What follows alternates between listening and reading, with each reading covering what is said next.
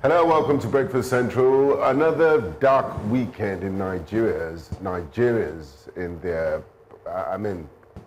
up to 60 Nigerians lost their lives in the most devastating of circumstances over the weekend. And it's raised the question, what's the Commander-in-Chief doing? Is the government failing at its basic responsibility? So it wasn't such a cheerful weekend. And a few months to go to the FIFA World Cup. Mexico is up in flames. They killed a cartel boss yesterday, and they decided to take laws onto their hands. There's been rioting, and it's chaotic. So we're wondering what's really going on in North America. Back home, we have quite a lot to cover. Elections happened. In the FCT was Amupita's litmus test. So we'll tell you if he passed that litmus test or not. Speaking about the litmus test of Amupita passing the litmus test or not, I was in Abuja over the course of the weekend. I think the one thing that was largely criticized was the fact that the curfew was announced on the Friday before the elections happened. Now, I was meant to fly back to Lagos on Friday, unfortunately, on Saturday morning rather, because it's supposed to be FCT council polls. Come on, it's not a presidential polls. It's not, and the question is, why do we make such a fuss about elections? Why does life have to be put on pause? Why are people not allowed to go around their regular activities when the FCT minister announced the previous day about the curfew? And there was a lot of uncertainty in the Federal Capital Territory, people wondering what is going to happen. And I was one of those people who was concerned about my flight. We had to end up shifting the flight to Sunday because we're not sure if we'll be able to move around on Saturday because we didn't know what to expect. For the first time ever, curfew as a result of FCT council polls. But there's been a lot of displeasure and dissatisfaction regarding that, even though the APC seems to be smiling to the victory stand. But we'll be talking more about this throughout the show today. My name is Olive MOD, and you're welcome to Breakfast Central. Well, my name is Joe Hansen. Let me start off first by welcoming each and every of our esteemed viewers who join us regularly Monday through Friday. And I'm sure you enjoyed Breakfast Extra over the weekend with a full coverage of the FCT elections. It was a mixed reaction and a different one, you could say, from the previous. I want to say welcome. I hope you had a wonderful weekend. Well, today starts off with a very interesting and I can say wonderful time that we're going to have. 3 hours of nothing more than the best of stories and coverage of the latest news and current affairs. But I'm going to let Oliver Benga first. I want to ask, how's power in your area? All power belongs to God. It's terrible. Olive can't tell because she wasn't around. She's she just came back. She just returned. I won't be surprised if you participated in the election. Unfortunately, as much as I would have loved to participate, I'm not registered to vote in the FCT. So you were stuck in the FCT? I was in my hotel room all through. Did you have enough clothing? Oh, yes. Or you were using hotel bedsheet? I'm one of the women who, when they are packing for a 2-day trip, they pack like they're packing for 2 weeks. Okay, talking about hotel bedsheet. Talking about hotel bedsheet, Professor Shrenka attended a dinner once in Europe, and they said dress code is national dress or black tie, and it didn't have like a tie; it was just casually dressed. So he said, okay. Then he went back to his hotel room, yanked the bedsheet, and then just tied it. He said, this is my national dress, and they let him in. Yeah, so wow. Wisdom. All power. All power. Anyway, so Joe, what's going on with power in your neighborhood? Horrible. Not just my area, but there's been complaints about poor power supply. It's sad that the minister has not even said anything in all of this. The minister has been silent. People who have spoken, you could check on X, by the way. Everyone is complaining on X. A few areas do have light, but not everywhere, and it's that bad. But we do hope that the minister will focus on power and not focus on the political drive, that he's on. That's just the truth. Hope is not a strategy. You can only hope, but you keep hoping. The only hope that is available right now is in Imo State. And his other name is Uzodimma. Yeah, if I say hope, he says Uzodimma, I used to be. We're streaming live on YouTube, News Central TV Live, and as usual, and as is our practice here on the show, when we share stories and we discuss certain trending matters, we also want to hear from you because your opinion counts. And you can drop your comments in the chat box on YouTube and we'll take them. And now let's begin with the updates regarding Saturday, where the highly anticipated area council elections, seen as the first major test of the new leadership of the Independent National Electoral Commission, were held across the Federal Capital Territory, Kano State, and Rivers State. But it was the FCT poll that stirred the most controversy, especially after FCT Minister Nyesom Wike publicly backed the All Progressives Congress APC to win, a comment many argue undermined neutrality. In the 6th area council contest, INEC declared that the APC secured 5 of the 6 councils, strengthening its dominance with victories in Amak, Buhari, Abaji, Kwali, and Kuje, while the People's Democratic Party clinched 1 council in Gwagwalada. The African Democratic Congress and others won no chairmanship seats, despite pockets of support at some polling units. However, the emergence of mutilated result sheets on INEC's online portal after collation, alongside reports of movement, restrictions, and power outages in parts of the capital, has fueled opposition allegations that the process lacked transparency and integrity. The APC, however, insists the result reflects the will of voters and dismisses manipulation claims as sour grapes, while oppositions call for an independent audit of the anomalies. INEC, which maintains only physical result sheets, determine official key questions. They say that they will investigate, but the key questions remain about who altered the documents, how were these documents altered, when did this discrepancy occur, why verification systems failed, and how the Commission will act to safeguard confidence in the FCT's electoral process. Benga. Sorry, I'm not Benga. I mean, if Welcome. I said we're expecting another result or something Reconducting different, of that will be a joke. It will be a lie. I mean, it's the same system, the same people. What do you expect? I mean, it's democracy. If you're very confident in your candidate, let's play fair and square.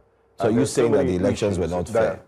They weren't. I mean, they could have been fair, but there are certain things that the FCT minister did that would give those who oppose the ruling party more fuel to speak, because it was unnecessary.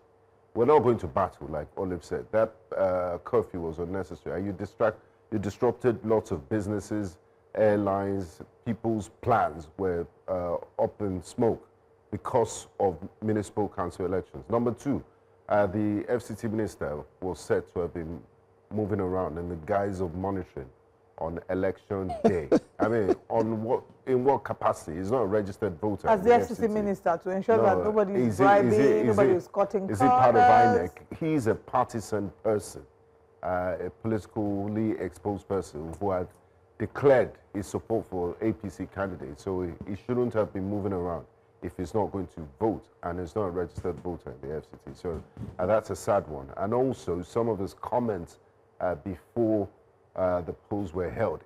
Let's just imagine for a second, if the remaining 35 plus ministers behaved like the FCT minister, would there be a country to govern? There wouldn't be a country. You're even going too far. I'm even thinking of the precedent that's been set. Whether we like it or not, Nigeria's democracy is tilting towards a very precarious state. And it's going to set a precedent that even the current people or individuals who are governing the people, when they outlive or they leave the scene, they would weep and ask themselves, oh, wait. What did we start? What did we start? They don't know what they've started. I'm going to piggyback on what you said on the minister. One, the minister doesn't work for INEC. So why was he going around and checking the polls?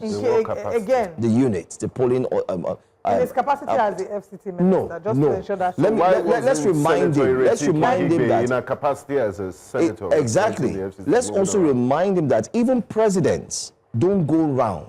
They go to where they have to cast their vote. They do that and they leave. Same with governors. So why is the FCT minister? I think the FCT minister is playing different roles at a time in a country where he's a minister, he's leading the PDP according to him. He's also the same minister who's also supporting the APC. And Benga, you mentioned it quite frankly. The videos that emerged before the elections. I mean, I saw a video where the minister was saying, don't worry, all of you go and vote, leave the rest to me. What does that mean? Yeah. What does that mean, leave the rest to me? What does it mean? So leave the rest to me would... what does it mean? I'm trying to give an interpretation. I leave the rest to me, meaning I mean, that it's English. We speak English. That's- So what's that- the interpretation? wait now. That's the minister Wait going now, around. leave the rest- leave What the rest has to the me. minister got into? And you know the annoying thing? All is sorry to Will he him. be cautious? As soon as he came, the area boys were shouting, ah, rah, rah, shiri. I said, okay. But then again, let me also mention here, before you guys go on, while the minister was doing this, the no movement the curfew he imposed, something happened, and nobody's still talking about that. News Central was able to also unveil that on Saturday, the day of elections, there was a complete blockage of some roads, entrance to the FCT. And people from Gwangwalada and all those areas could not go into the FCT to cast their votes. Some were stuck in traffic. So, can one say, oh, this is strategic? Or can one say, oh, this is normal? And people are saying this is the first time. We never do our elections like this in the FCT. We're not even going to talk about the mutilated documents, the papers we saw on INEC's portal. So, this is the grounds that Nigerians are having. INEC saw mutilated sheets. INEC still counted and approved them and went ahead to declare the winners. INEC has no problem with what we call TPEX on papers, where we saw clear cancellations, we saw numbers that were added. For instance, there were local areas or localities, or better still call them LGAs, where the registered voters, accredited voters, were between 211, 212, but you had a total voting turnout and numbers of 1,200. And so where did the 1,000 come from? Then there was last-minute movement of people, of electorates, from where they were supposed to cast their vote. They said they received an SMS, they were to move to another place. Why would you do that on the eve of the election? Why didn't you do it like 2 weeks ago or 3 weeks? Logistical challenges, and that's So where you would point fingers at Professor Josh Amopito. And there was also talks about INEC ad hoc staff not understanding their roles and what they need to do. What about the BVAS? Yes. So again, now that you've mentioned BVAS, so there's another angle to look at. The swift passing of the electoral reforms into law by the President of the Federal Republic of Nigeria. The first effect we're going to see is the effect of how that will translate at the polls in Abuja. Many have argued that the low voter turnout we saw at the FCT council polls was as a result of, one, the loss of trust, right? I believe in the administration to be able to deliver the dividends of democracy. Two, some have argued that it's a disappointment on the part of the citizens regarding the electoral amendment, especially with regards to the fact that the president signed in what Nigerians were protesting, a huge chunk of Nigerians were protesting against, which is not including in real time in the electoral reforms. And the third thing would be the posturing of the FCT minister, who is politically biased, politically colored. In his capacity, no, there's no way to hide it. It is. In his capacity, it is what it is. Maybe, just maybe, it might not have raised an eyebrow if he was doing this strictly in his capacity as FCT minister. But one cannot take away the political coloring of His Excellency Nyesom Wike. One, because he's thrown his full weight privately and publicly behind the All Progressives Congress, and two, because it's Wike. We've seen Wike move. We see the way that he moved in Rivers State. So when you see him moving around, coming to check, the opposition have interpreted this as posturing for political intimidation. They've interpreted this to mean that he is in some way. How do you see somebody who's your leader has a level of influence coming? And then that may coerce certain people to vote across certain lines. So the fairness of this election has been brought into question. The freeness and the fairness of this election has been brought into question. Will anything be done as a result of that? I highly doubt that anything will be done. Opposition parties, the ADC, through Bolaji Abdullahi, have released a statement. Yeah, Benga, the only release statement. Only statement. And others have also raised their eyebrows. So I believe there's a time to re-evaluate. INEC needs to sit down. This was a litmus test for... But have you seen INEC's statement? INEC put out a statement. I'm sure we have that. INEC said they did fantastically well. Josh Amopito said it went very well. Okay. It was one of the best. In short, even the APC commended him and said, you've done well. The elections were smooth. They are not aware of any, skirmishes or whatever that happened during the elections. That's the press release. Is INEC living in another reality? One. No, they went ahead and they talked about, I mean, it's just that it's too long, we don't have the time residents to... of the FCT for their peaceful conduct and cooperation throughout the electoral process.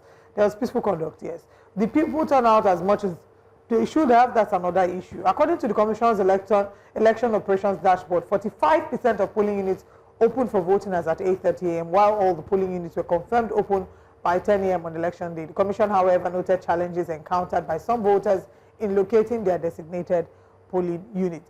That curfew that was put by that was announced by the FCT minister also played a role. It's a huge contributory factor. Consider that and ask, did that in any way disenfranchise certain people? Yes. Because if there's a curfew and I'm living in Maitama and my polling unit was in my former house, you know. All of they said some roads were blocked. So how am I expected to go and vote? That's the idea.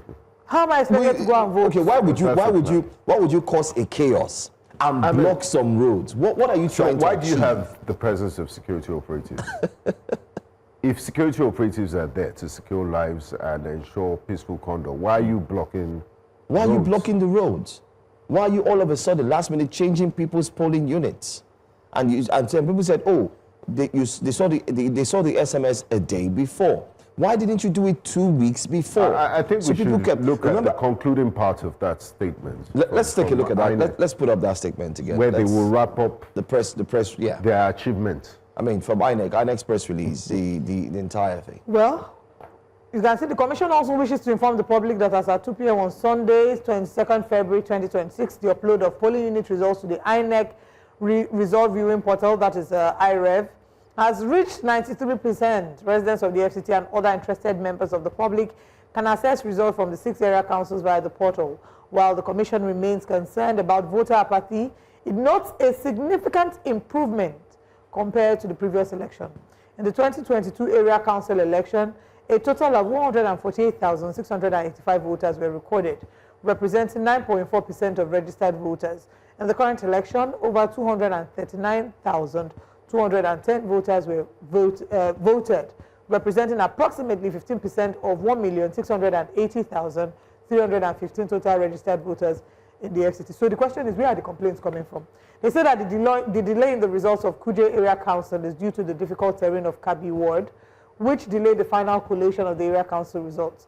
And the Commission appreciates the electorate in the FCT for their cooperation and participation throughout the process. So who are the people that are complaining that this election was not free, fair, and credible? Cannot be a judge and a jury. Let's ask our audience. Go on YouTube, please. We're streaming live. If you sorry, let me just quickly let them know. You live in Abuja, or you voted, or you didn't vote as a result of whatever reason, or you were able to follow in real time because you have families and friends in Abuja who were updating you about the FCT polls, please go in our comment section on YouTube. New Central TV Live is where we're streaming, and drop a comment about your personal analysis of the FCT polls.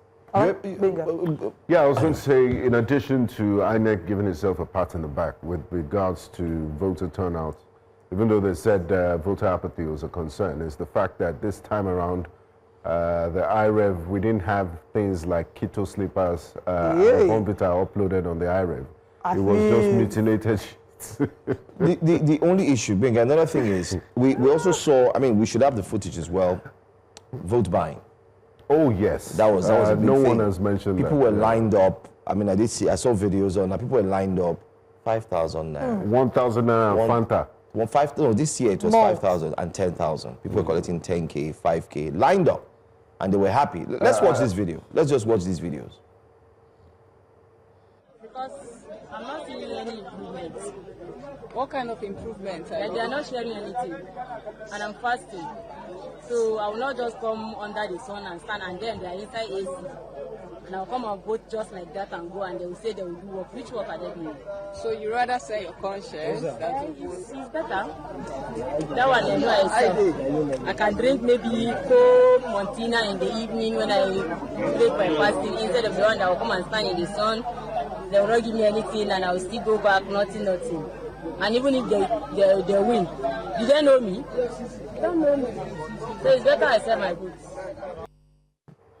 Okay, so why don't I tell you people that Nigerians are Nigeria's problem? You can see there. So apart from that lady saying that, you know, if you just come vote, may they give her something, may drink, may shop.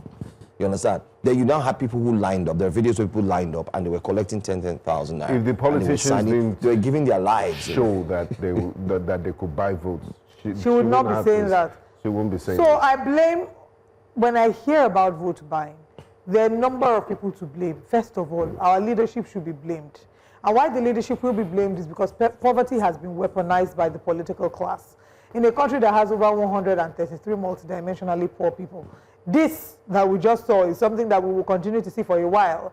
People are trying to make ends meet, and in the process of trying to make ends meet, they will almost do anything. And I cannot in any way say that I'm speaking up on behalf of criminal activities. But we must get to the root of the problem. If not, what we're doing is treating the symptoms and not going to the root problem, and we'll continue to see a reoccurrence of the problem. And what is the root problem? One, there's poverty. There's so much poverty in the land such that political class will weaponize that. Two, there's also the fact that people are not even aware. A number of these people don't even know that selling their votes is a crime.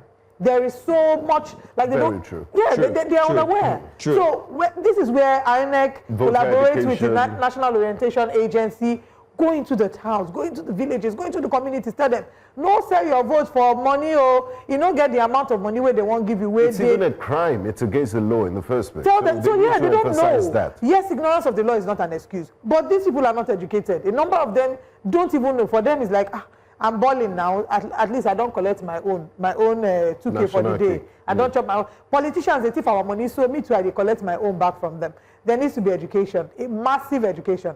And then finally, And then- citizens need to look out for each other. We need to be able to report. By the time we start whistleblowing on people that are selling, see it as this person is selling our collective patrimony by selling their vote.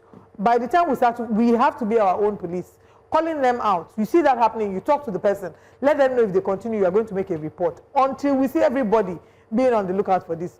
You're going We'll a little continue. too far. And I There was saw- an incident, yeah. sorry to butt in, since we are still talking selling of the vote.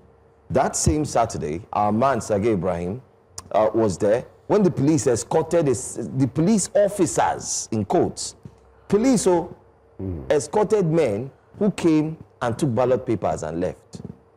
And the police guys told the people, okay, we've taken the ballot papers, and they shot tear gas and they moved.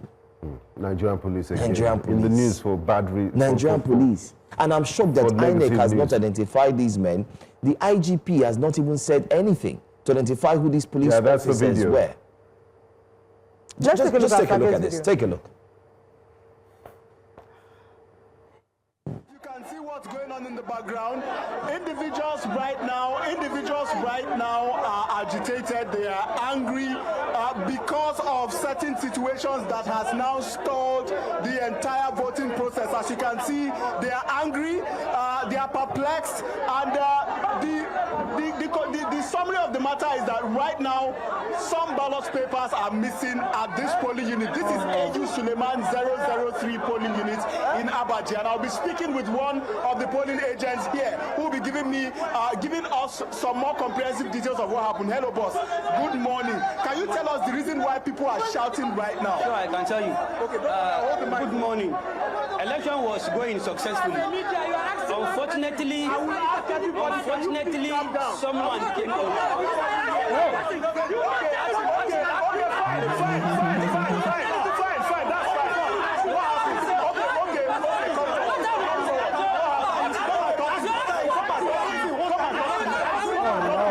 who will speak with me? Come and tell me. Let's get more details from them. Come and talk to me. Come.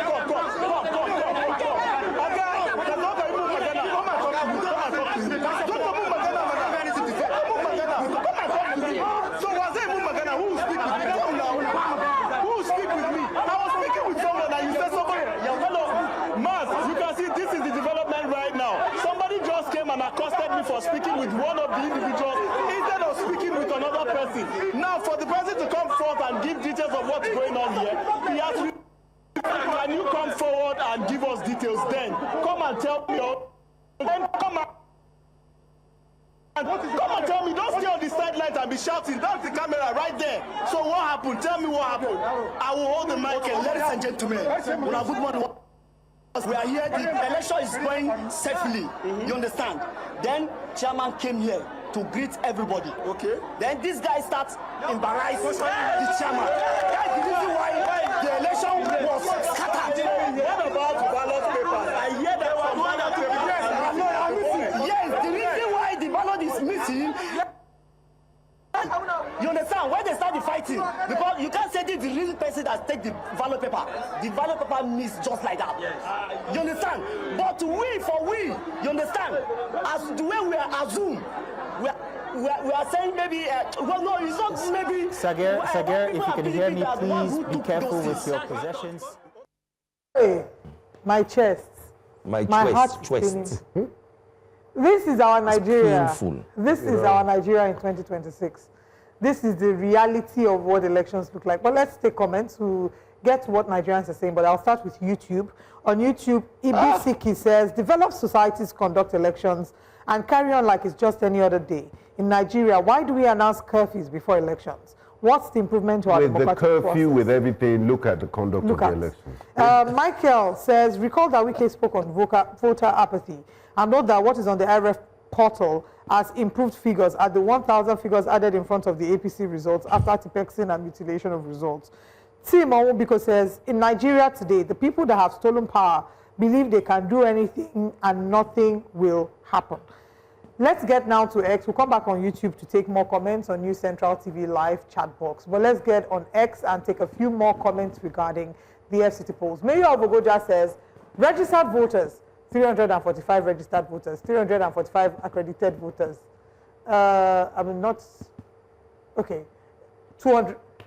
213 accredited voters, rather.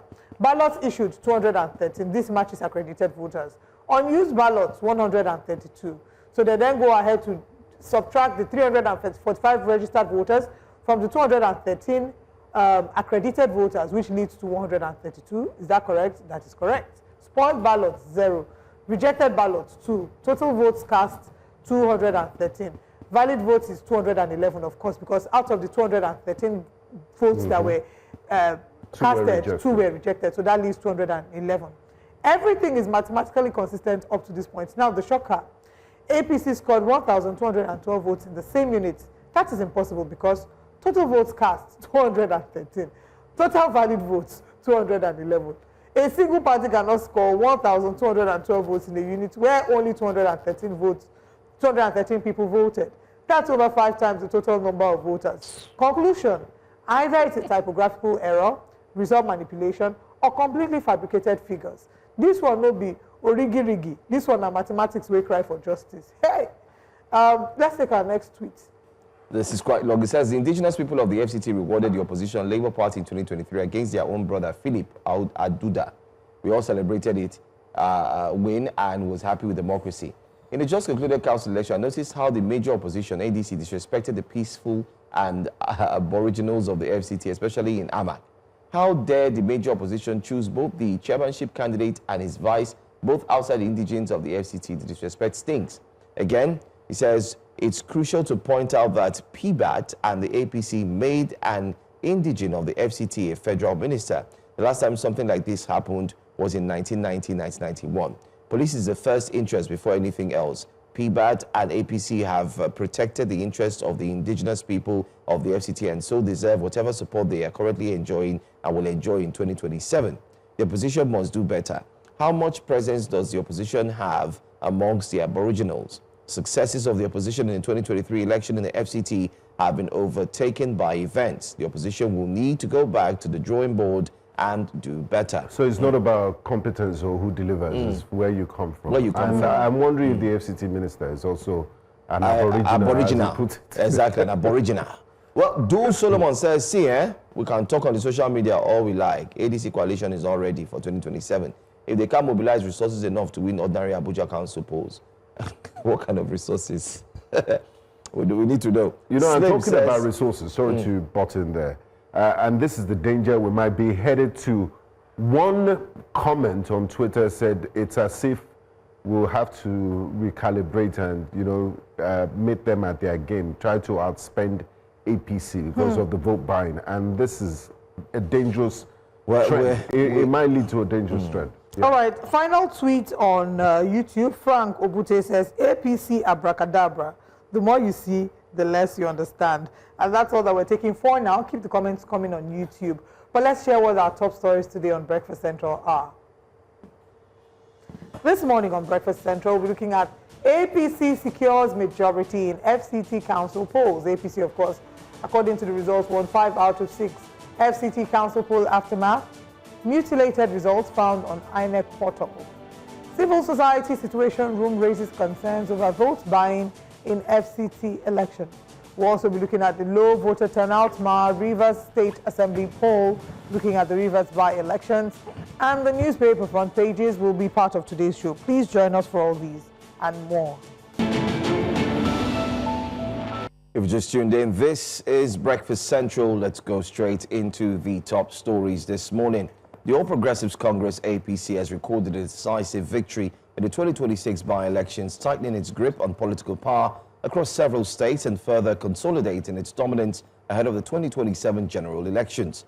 According to results released by the Independent National Electoral Commission, INEC, the ruling party clinched the majority of contested seats, leaving opposition parties scrambling to reassess their strategies. Let's also tell you that the People's Democratic Party, PDP, and other opposition blocs, including the Labour Party and the New Nigeria People's Party, NNPP, managed only a handful of wins amid reports of low voter turnout and allegations of voter inducement in some areas.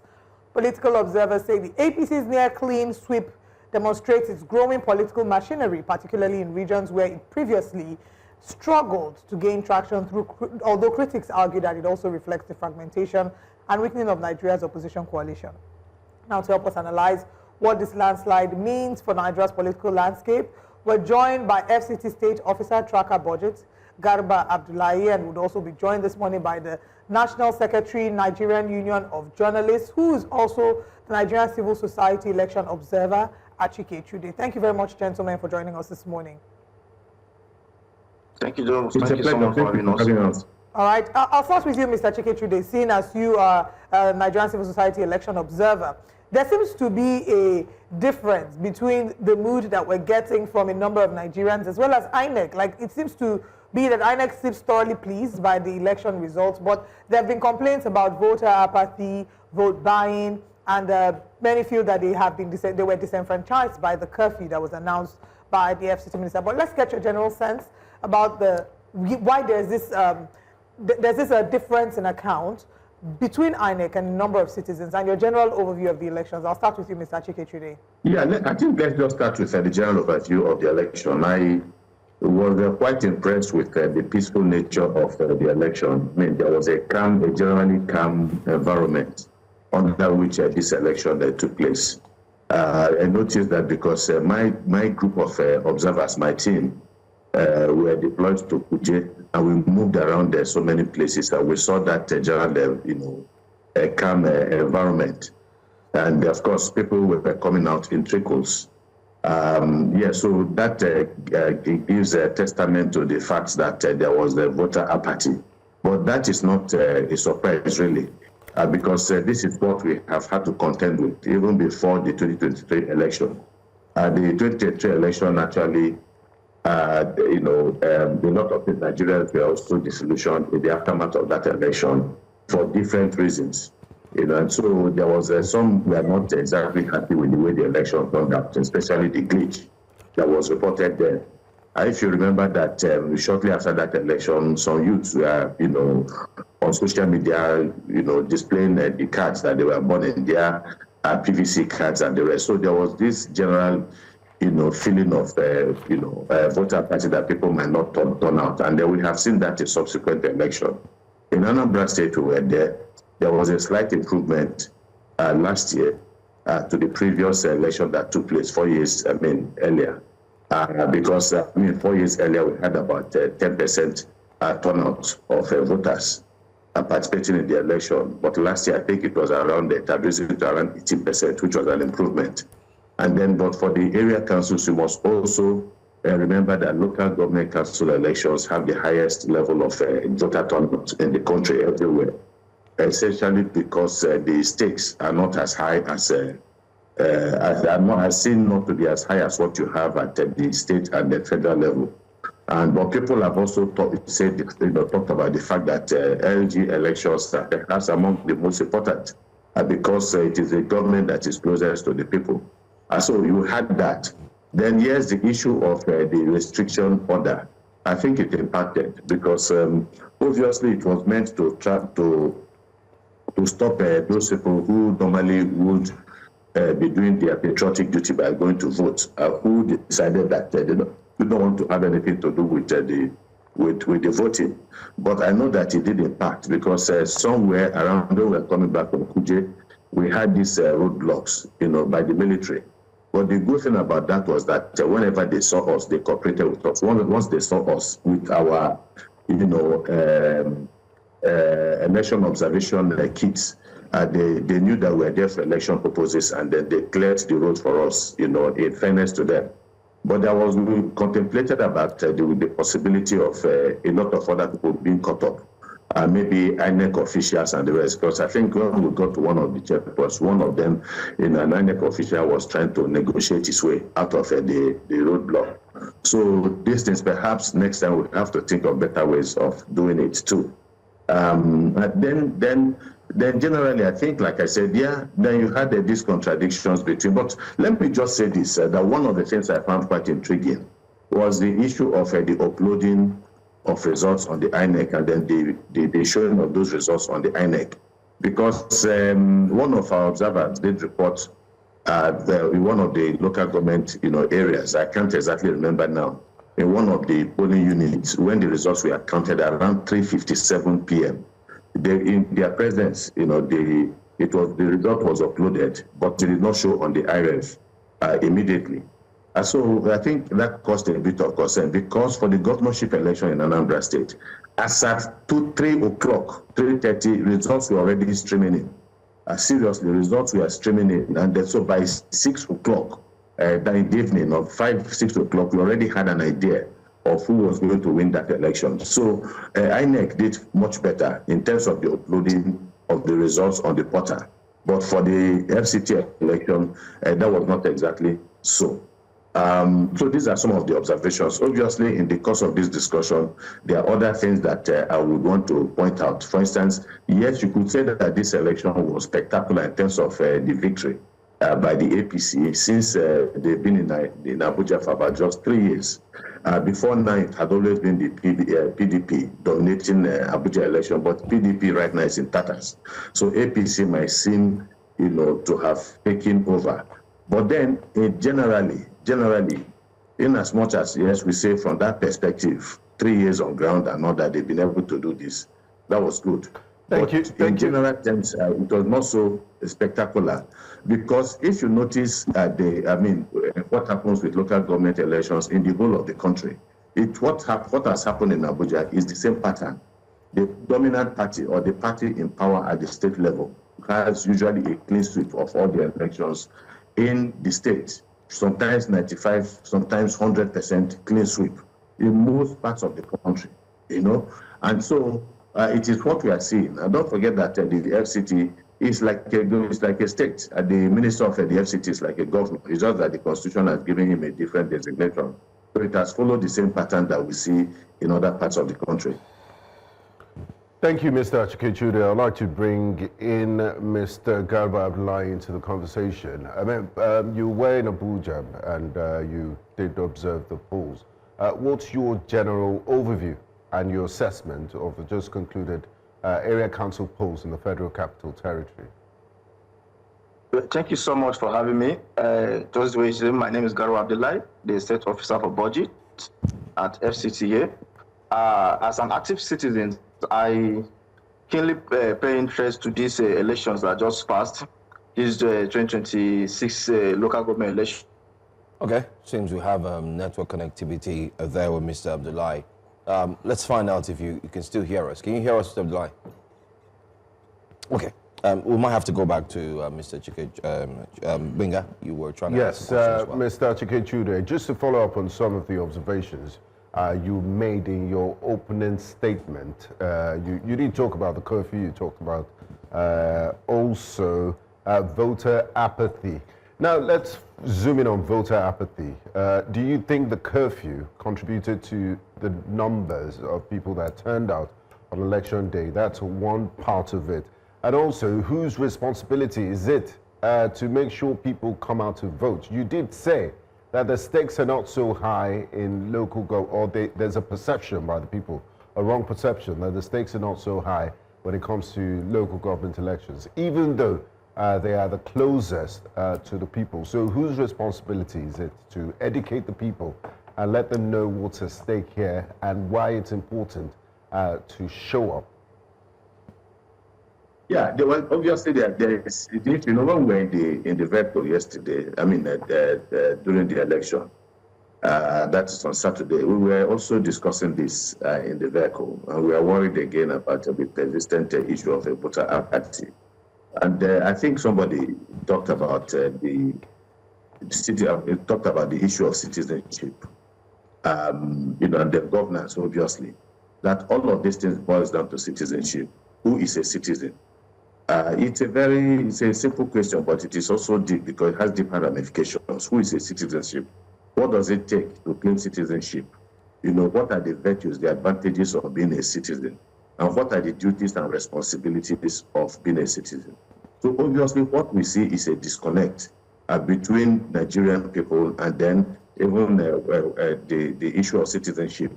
Do they feel that they are citizens? Because if you look at the definition of, the way the Constitution is configured, the Nigerian Constitution, and the duties and responsibilities of the government towards the citizens, you will realize that the Constitution places a high premium on the Nigerian citizen. But what the Nigerian citizen seems to be getting out of his country is far less than the constitutional stipulation, more or less. The citizen does not feel that he's truly a citizen. And so there is this disconnect between himself and the state, where he feels that the state has not really done much for him. And so you now have the state also knowing that an election is going to take place, and knowing that citizens have an obligation to vote, now putting in measures in place to enforce citizens, or to not directly force citizens, but to make it difficult for citizens to be able to move around, with the hope that citizens will use that opportunity to exercise their franchise at the polling unit. Because when you make it difficult for them to move around, go for their businesses and so on, the tendency is that they might remain within their location. And if they remain within their local area, they might as well decide to go, and vote. And so I don't know if that restriction had not happened, whether more citizens, would have come out to vote.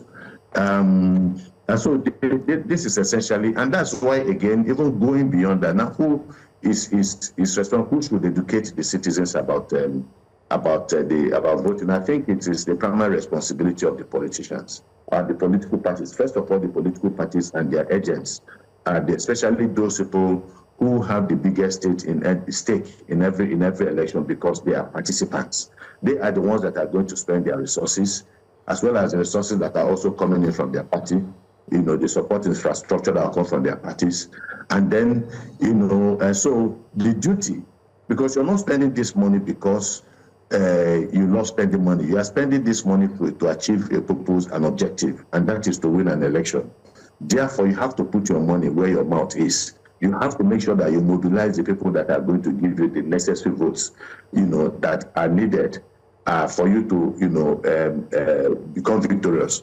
Yeah, we've been told in the past that some politicians, end up selling their properties, landed properties, houses, and the rest, in order to participate in the electoral process. So they are the primary people responsible for mobilizing people, educating people, their members, getting them out to come and vote. And then civil society too also has a role, because ultimately, when it goes well with the polity, when the electoral process goes well, then it is assumed that we end up electing responsible leaders. And when you elect responsible leaders, you're going to have responsible governance, whether the state, the local government, state or federal level. So we all stand to benefit, and that's why the media itself is involved in this process. Of course, you remember the argument about the transmission of results, and I must give the media kudos for making sure that matter remained in the public space for weeks.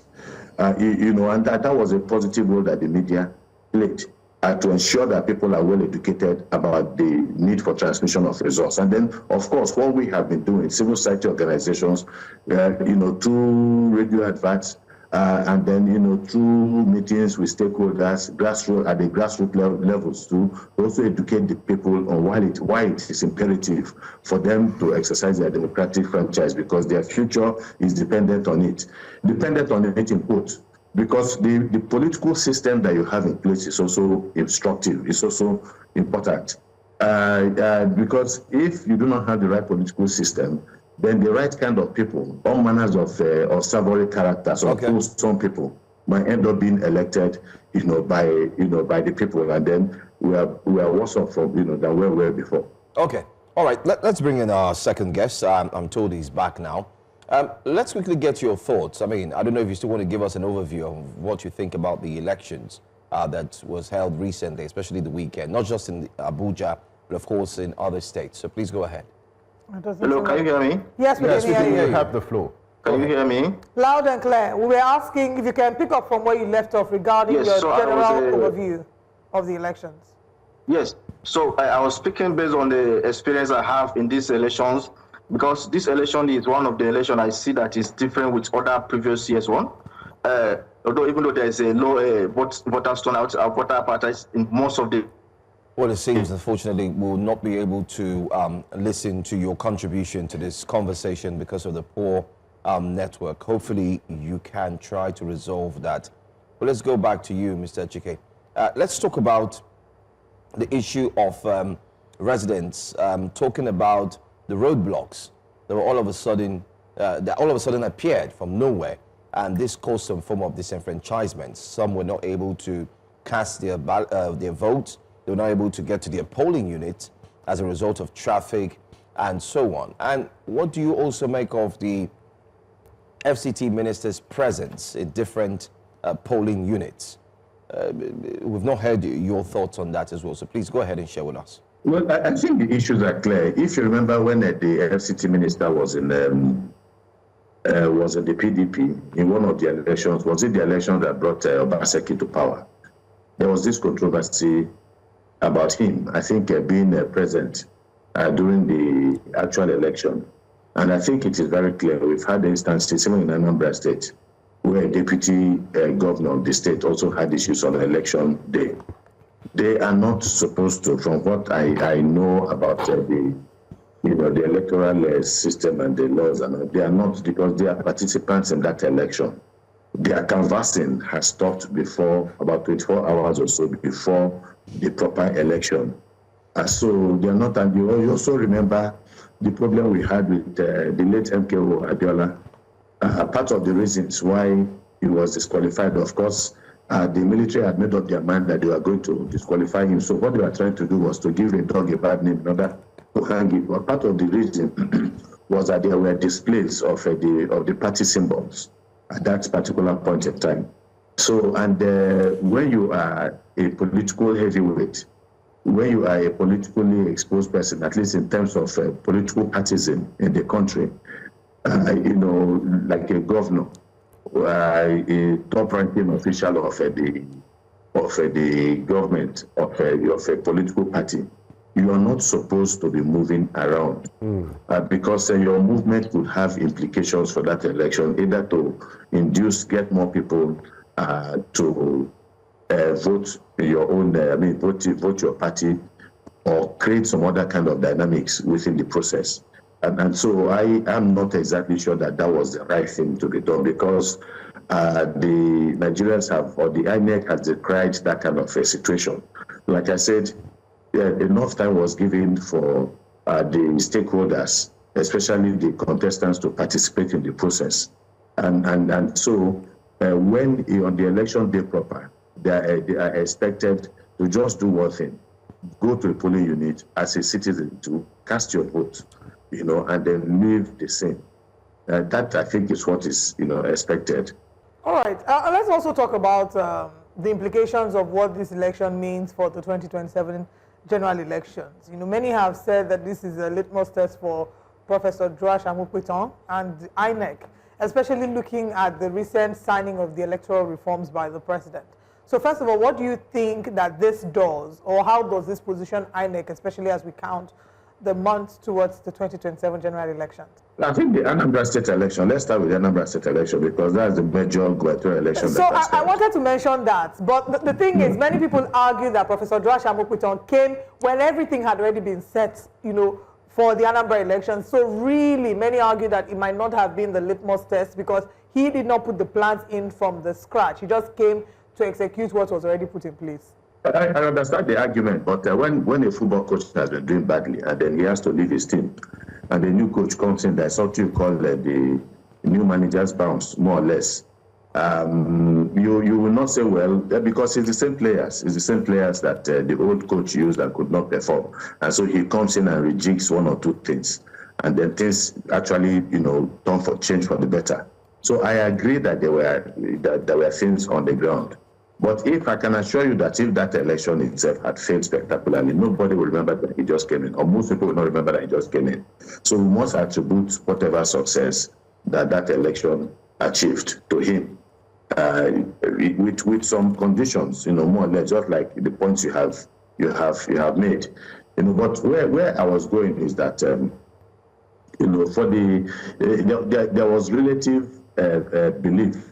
More or less after the Anambra election, that who knows, perhaps the INEC might get it better. But again, we cannot, it's about the stakes. It's about the stakes. There was really no stake in the Anambra election. There was only one, even before the election. You talk to the citizens and all that, you have the impression that it's a straightforward victory for the governor. Not essentially because people feel that the governor has done spectacularly. He has done fairly well in some things, but not that so spectacular. But the reason why the stakes were not very high is simply because we did not have, the opposition did not have good candidates. You know, good candidates with a not support structure, that is in terms of resources to prosecute the election. So you had even the APC candidate complaining that he seemed to think that he was not getting enough support from his party. And then the governor, who has a very close relationship with the president, who is a member of the APC. So there was speculation that he was having some support from the president, who is another political party. So under that kind of environment, you do not have very serious competition for votes. So we look at it from that perspective. And it is the same way, okay, we look at the performance of, the INEC. It's what happens when there's a very big challenge, when the stakes are very high? So these are questions you're going to ask yourself. How will INEC perform? You know, when you have an ideal situation, perhaps they might perform well, but when the situation is not too ideal, because of the level of high stakes for that election, because the political actors are going to do everything to subvert the process, will INEC have the resiliency needed to to stand firm and do the right thing? So these are some of the issues. So that's why we cannot take, every election has its peculiarities. We cannot just take a particular election and say yes, and then say, issue a report card and say a general report card that yes, that they have done well. People are still watching them. Don't also forget that there are issues with this election. For instance, I've told you that by 5, 6 o'clock in Anambra State, the statewide election, the results, a lot of the results, about maybe 70% of the results had already come in. As much as that, or maybe by 7 o'clock or so, about 70 or 80% of the results had come in. We didn't exactly have that, in the FCT, because as at 5 o'clock, on Saturday, about 4 results had come in, if I remember correctly.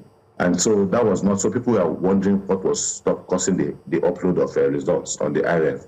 That's one. Another one, again, is the issue of mutilated voting papers. It's something, I think, I think there should be a post-mortem. There should be a kind of audit on the mutilated forms. We need to have an idea about the percentage of mutilated forms, that occurred.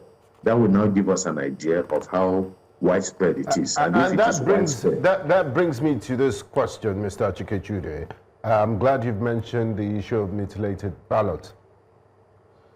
Some were uploaded, a number of them were uploaded on the IREB. Does it mean that what's the audit process? Does it mean that those mutilated ballots will be counted at the State Collation Center? What's the protocol for dealing with such mutilated ballots? If it has gone on the IREV and it appears there, I think they will. I think it is going to form part of the collation. I don't see any officer of INEC deciding on his own to remove that. If it has gone through that process, if it has passed through that process and gotten to them, I'm not sure that they have the discretion, to do that. And so that in itself is a problem. And that's why I was saying, when you determine the percentage of mutilated results, then that will give you an idea. If you have 10, 20, 30% mutilated results, then it raises grounds for great suspicion, and brings to question,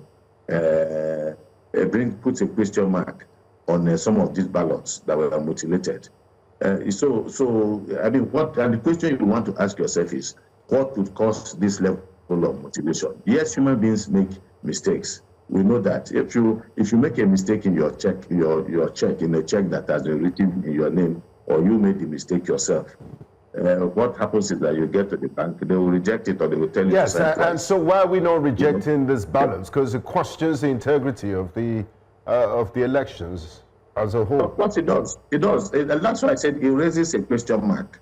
And then again, but the percentage, I think, will be key. If you have as much as even 10%, because 10% of a mutilated ballots would be significant, would perhaps alter the course of an election. How is it that these ballots were mutilated? What was the purpose of this mutilation? So there should be some level of auditing, of investigation, forensic investigation, to find out exactly what happened. Because, like you people have said, it could be a litmus test going into the 2027 general elections. If you have this, being pervasive within the system, within a council election or council elections, then what are we going to see nationwide? Because nationwide, we remember what happened in 2023. All manners of, not even the ballot papers were even uploaded. Ordinary papers were uploaded on the IREV portal and the rest. And so we cannot continue along this path. And that is part of the responsibility of the INEC chair, to find out exactly what happened and to take a specific decision on whether these mutilated ballot papers will be accepted. Because, like you said, or like we have agreed, it puts clearly a question mark on the integrity of that particular ballot that has been mutilated. Once that happens, it raises question marks, raises red flags, and then so how do you now respond to that? All right, Mr. Chikechude, thank you for joining us this morning to share your overview of the 2026 by-elections and basically what the next steps are. We will continue to talk about it all through the show today. I will thank you for your very insightful input. And we also look forward to having you back in Lagos. You seem to be very comfortable in Abuja now. Please remember where you are coming from, so we can know where you're going to. I will not make any commitment, but maybe what I will say is that whenever I'm in Lagos, I can come straight to the studio. No problem. Okay, we also have a studio in Abuja, by the way. We come a long way, myself and the New Central. Yes, you know that. Yes. Thank you. We also have our studio in Abuja, so if you have to go there. Oh, yes. I was there on Saturday. Yeah. I was there on the first time there on Saturday. Yeah. So there is a fear that they might hijack me from the Lagos studio. No problem. We'll get to see. We'll get to see that. All right. Thank you so much for joining talking to us. Thank you. Yeah. All right. Let's tell you what's definitely coming up next as we start the second hour. I think the first hour is basically to look at the elections. The FCT seems to be more prominent in the conversation. The other states, there seemed to be not too much conversation. River State had theirs. Of course, it was APC, a foregone conclusion. Yeah, brother. APC just swept everything, clean sweep. What happened to ZLPP? Zenith Labour Party. Yeah, ZLP. What about them? And then the FCT minister. I mean, is this not anti-party activity? No. So our guest on Friday was arguing with us here, and the question is, what is anti-party? Openly supporting another party's candidates' activities. He's just to the detriment of your own party. He's just an honest So why not resign? But an honest person should join the club. No, maybe he realizes that at this moment, the PDP is not yet fit for purpose. So he's here to, build up the PDP in preparation for when the PDP will be ready. But for now, he has the foresight to see that it is the It's APC. not tenable. What I would argue, using people will be footballing actually taking terms, this is like Chelsea fans Supporting Man U. supporting Man U Or or Arsenal. City so that Arsenal will not win the title. Yeah, so enemy of my enemy is my friend. Okay, let's share what's coming up next on Breakfast Central. The conversation still continues, and please keep your comments coming on YouTube. Maybe we should take a few YouTube comments, and then we'll share with you what's... no, we'll take comments later. Keep the comments coming. Let's share what's coming up next. Coming up next on Breakfast Central, observers cite gains, flag concerns in FCT area council election. Civil society situation room raises concerns over vote buying in FCT area council election. We'll be bringing you which way Nigeria, as usual, to challenge certain stereotypes in our country. Stay with us. Nigeria's ruling party, the All Progressive Congress APC, has consolidated its grip on power with a near-total sweep in the 2026 by-elections. In the Federal Capital Territory, the ruling party claimed multiple council chairmanship seats, leaving opposition parties scrambling to access their performance at the polls. The Independent National Electoral Commission, INEC, declared APC winners in key councils, including AMAC, that is the Abuja Municipal Area Council, Buhari, Kwali, and Abaji. The PDP managed to hold on to Gwagwalada, but the overall picture is one of APC dominance. This was also the case in other by-elections conducted across other states in Nigeria, such as Rivers State as well as Kano State. Now, joining us for this morning's conversation is the member of the African Democratic Congress, ADC, Prince Henry Shield Mwazura, who both participated actively in Saturday's exercise in Abuja and also monitored it. Good morning. Thank you very much for joining us. Good morning, but I think there's a mistake in my introduction. I'm not a member of the African Democratic Party. I'm just a civil society person. Oh, all right. Thank you very much for pointing that out. But let's get your sense of the elections. As a civil society person who was on ground to observe the elections and I believe participated, or you can correct us if that is the position or not. What was your general sense of the election? Would you consider it free and fair? INEC thinks one thing. Civil society organization seems to have pointed out some irregularities in the elections, but let's get your overview of it. Well, my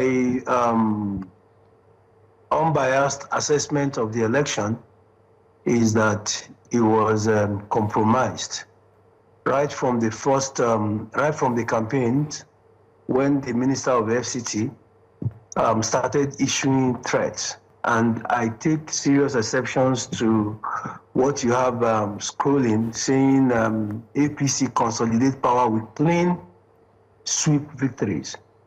That is us falling for the narrative they are created.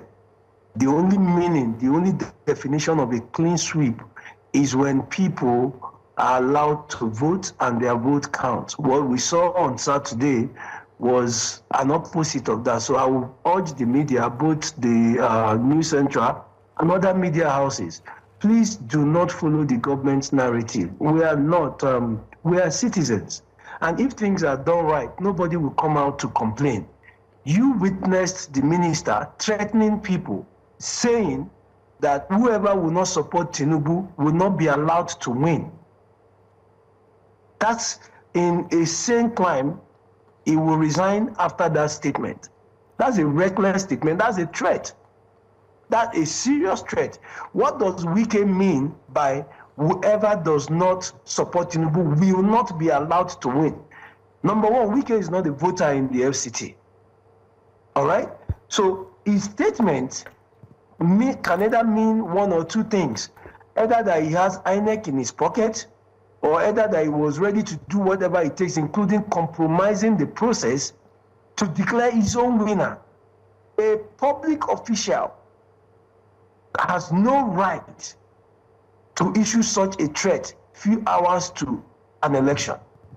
And you saw, just the last campaign he had, he told the voters, go and vote and leave the rest to me. So I wonder why the media is saying APC had a clean sweep.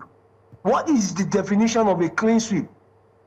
This is us modeling the whole process, modeling the whole experience of people who actually went out to vote. And it is wrong. You cannot say APC had a clean sweep when it was Wike as a minister, not an INEC official, not a voter, moving from one polling unit to the other. See, a whole lot of things happened on Saturday with the movement from one polling unit and the other. A lot were witnessed. A whole lot of things were witnessed. But what is important is why we blame the APC for whatever maneuvering and things that they had to do with the statement that were made by which we caused fear and anxiety amongst voters and and residents. We also need to put it on record. Nigerians did not come out to vote. Nigerians did not come out to vote in the FCT. But where do we get these numbers from? There have been like huge numbers reflecting, you know, the dominance of the All Progressives Congress. What would you say, if you say Nigerians didn't come out to vote, where did those 1,212 people or over 1,200 people come from? Well, maybe if the parties who lost decide to take the matter up legally, maybe in the court they will be able to find out what we are saying. What I'm saying is, in fact, there was a particular polling unit situated in the center of estate, so, you know, occupied most likely by the middle class. There were 745 registered voters in that place. 745. The only people who came out to vote were 7. Only 7 people out of 745 came out to vote. You understand? Yes. And there were so many other polling units that there was no single person. You will see the INEC officials, the security agencies just sitting down. Some of them were even sleeping. FCT people did not. This had a very low voter turnout. And I don't know whose responsibility this is going to be, whether it's CSOs, whether it's National Orientation Agency, whether it's the INEC, but people need to come out and exercise their civic responsibility. You cannot, a place like FCT should not be ruled by a chairman elected with less than 10% of registered voters. You're right, Prince.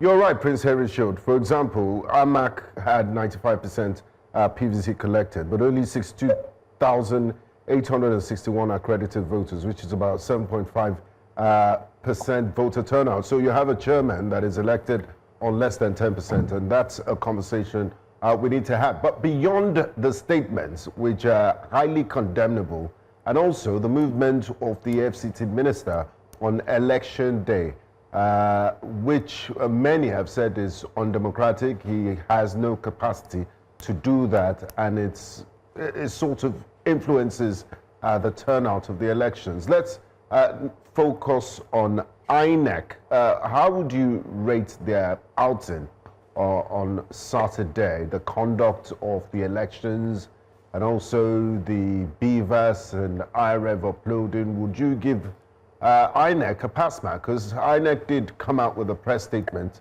and they gave themselves a pat on the back. They also said there was marked improvement from the last council polls that were held 4 years ago with improved voter turnout. How would you rate INEC's performance of Saturday's election? Well, I will say this from what I witnessed in deployment of manpower and electoral materials. INEC did 100%. It was solid. Just one of 2 places where election materials, voting materials came late.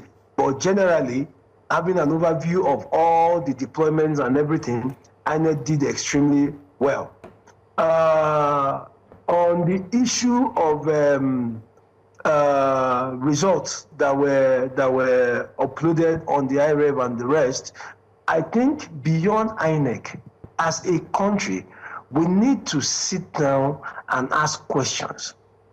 A particular result was uploaded where 212 people were accredited to vote, and the result came out with 1,212. So nobody, no human being, whether you're INEC, whether you're security, whether you're civil society, whether you're a Nigerian, nobody should be able to sit down and undermine the wishes of the people on election day. So in that regard, and we've seen a lot of mutilated results being uploaded. If you go to the IREV now, you will see a lot of the results that were uploaded. They have TPEX. The figures were TPEX, and other figures written on them. Some were cancelled, and other figures. See, we should be able to defend the electoral process. We should be able to defend the process that brings in anyone into government office. And once we start having discrepancies this way, it speaks negatively to the faith of the citizens, the voters, to the process. Some of the people that we interviewed on election day, on the street and all the rest, what they said was, it will not matter. They will write what they want to write. They will say what they want. They will do whatever they want to do. Our vote wouldn't count. See, there's a gradual decline in people's excitement or people's, decision to want to embrace the electoral process. And the more we show that we cannot conduct an ordinary local government election, especially here in the FCT, the more we are driving people away from the polling units on election day, the more we are discouraging voters from coming out to vote. What we witnessed, I have been in the FCT since I think 99 or 2000, and I can tell you this is the worst turnout that I have witnessed as a resident of the FCT. The worst so far in everywhere.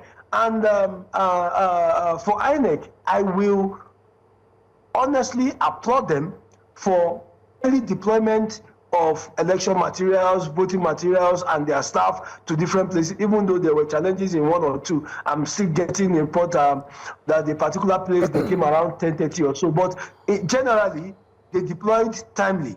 But the issue is not just about deploying timely. The issue is, how do you safeguard the sacredness, the sanctity of the whole process?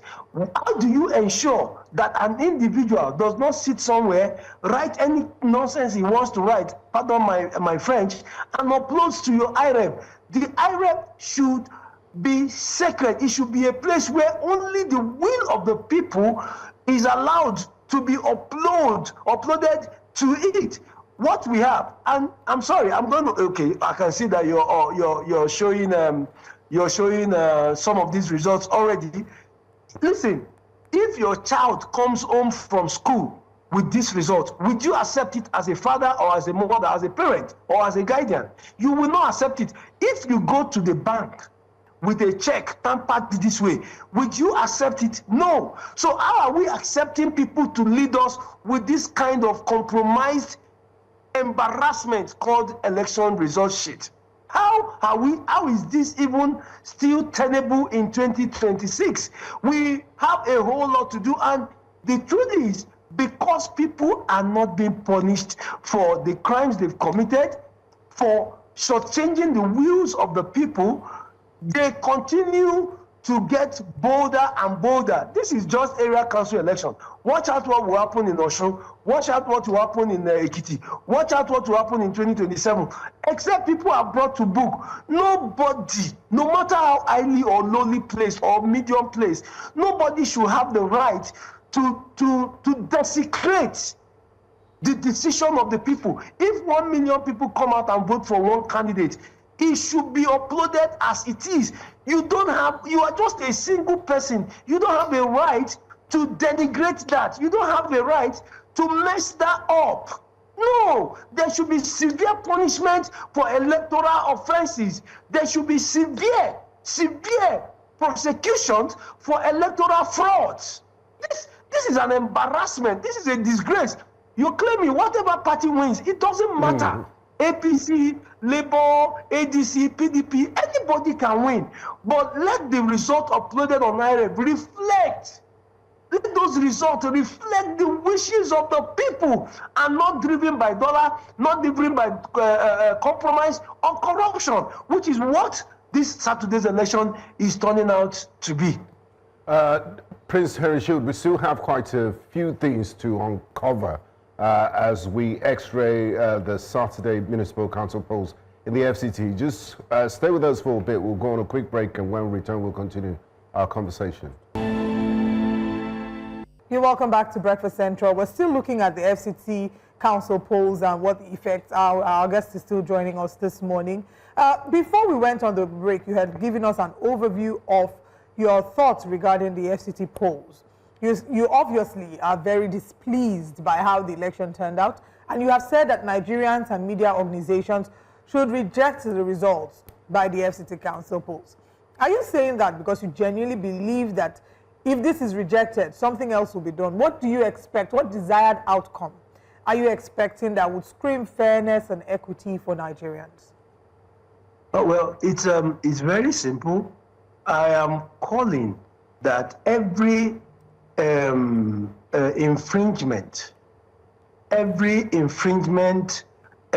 mutilation should be queried. People should be held accountable. We cannot have a process where people come out of their houses, the few, and we need to speak on this. New Central, please, we need to speak on this. Why did people refuse to come out on Saturday? It was a total shame. It was an embarrassment. Less than 10% of people allegedly came out. Less than 10%. And even the 10% is still doubtful. But that aside, that should be a campaign on its own. People need to come out to participate in this electoral process. They need to come out and vote. You cannot be complaining of 4 years of no water, no light, no road, no schools, insecurity, and on election day, the most important day to make a decision to change that trajectory, you sit back at home, you're watching Netflix. No.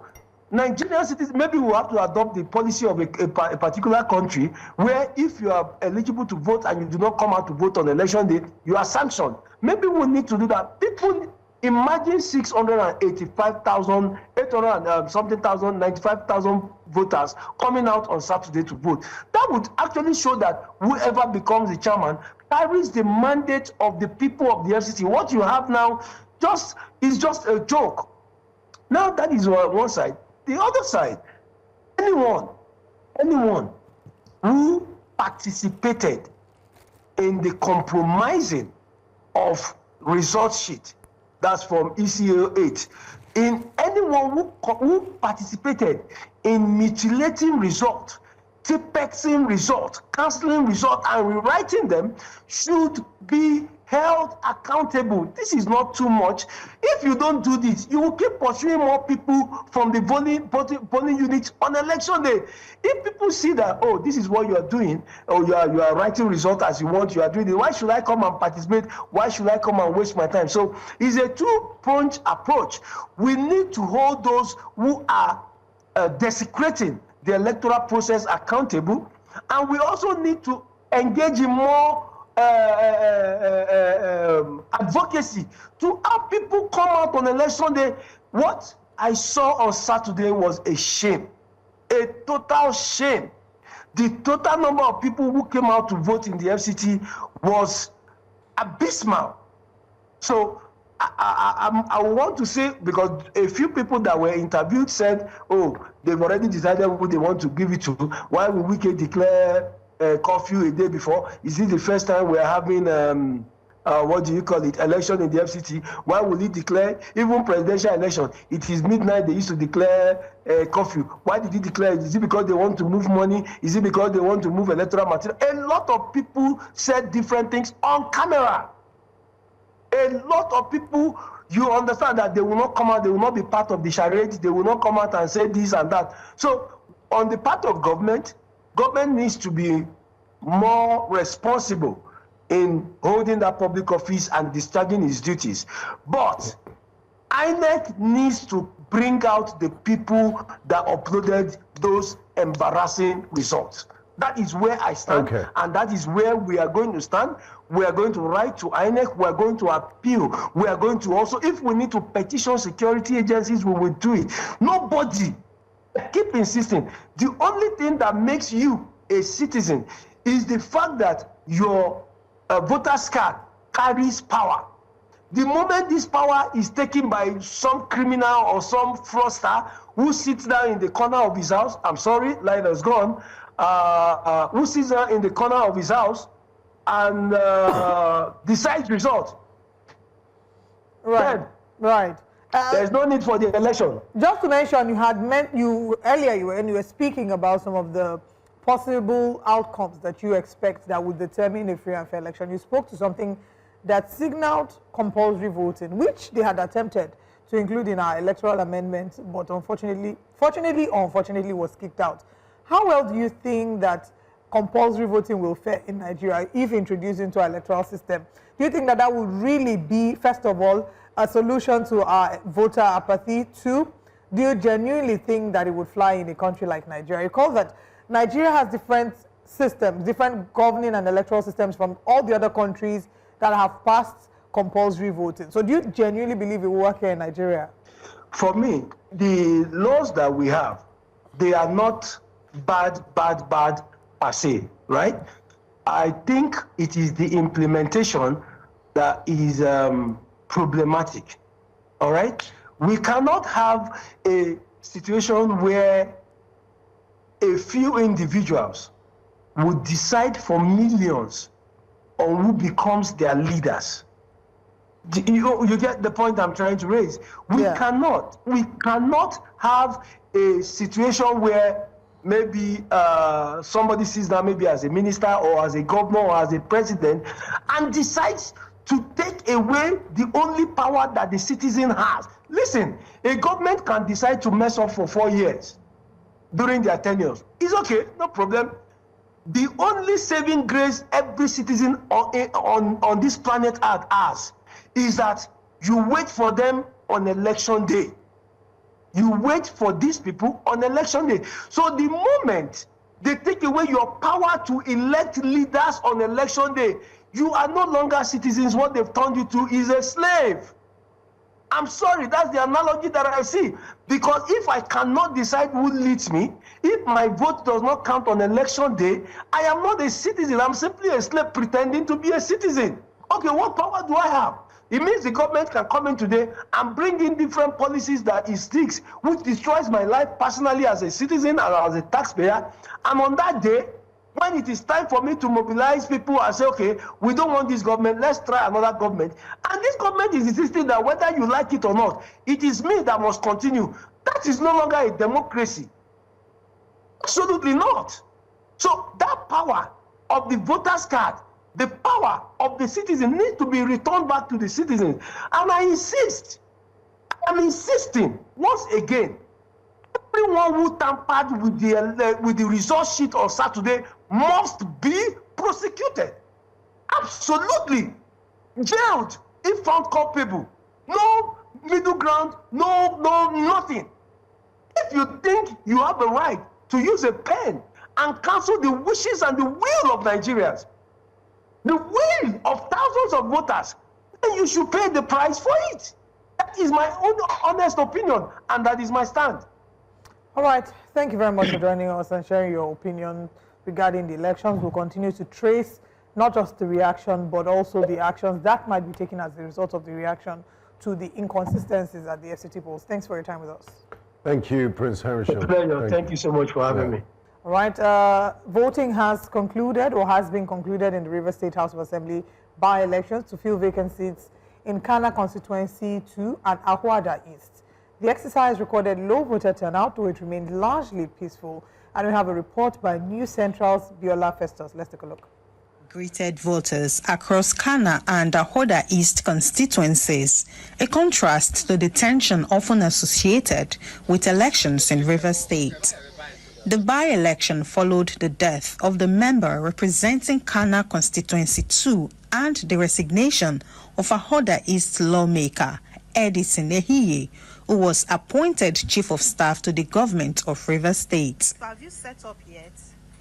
How are we going to In some polling units, INEC officials arrived early but faced delays accessing facilities, while others reported late arrival of materials. Major opposition parties, including the PDP, ADC, and Labour Party, were absent from the ballot. Voter turnout was noticeably low, with party agents attributing it to the off-season nature of the poll. There was no acrimony, there was no fight, there was no quarrel. In fact, in most units, they were just exchanging banters. The reason is this: two things I feel are responsible to it. River State, we have a rainbow coalition. So all the political parties, I mean political parties, I don't mean those associations that are just coming up. I mean all political parties are working together. In Kana, APC candidate Henrietta Lolo, widow of the late lawmaker, voted in Ward 16, Unit 19. I know that my people are solidly behind me. So if they're a bit late, well, it doesn't really matter. I don't have any concerns. I have super confidence in the process. In Ahoda East, APC candidate Napoleon Ukalikpe cast his vote in the presence of party supporters. To celebrate, because with what I'm seeing on ground here, the victory is ours. And I advise everyone, be gentle and kind, patient to the president, the government of President Ahmed Tinubu. We have placed all our machineries on ground. There's no way that we'll leave this place without putting our men on ground. You can see how peaceful the place is. Everybody is out here to cast their votes. Despite logistical issues in some areas, voters expressed satisfaction with the overall conduct of the exercise. We had to go around the area where election took place to be sure that indeed our visitors, those engaged by INEC to act as election umpire, also do their work without any fear of molestation. All of that put together, I can say authoritatively that we have witnessed a very peaceful election. Movement restrictions were loosely enforced, with markets and businesses operating as voting ended earlier than usual in several units. In Rivers, for News Central, Biola Festus.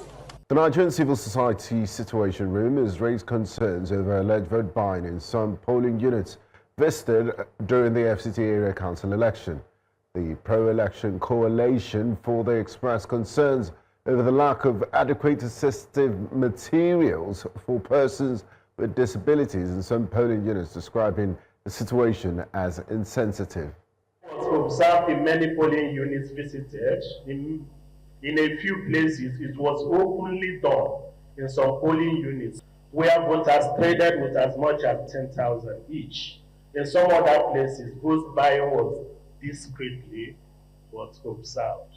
Most polling units visited did not have assistive materials. The form EC30E for the deaf was visible in most polling units observed, but the braille, ballot guide, and magnifying glasses were not deployed.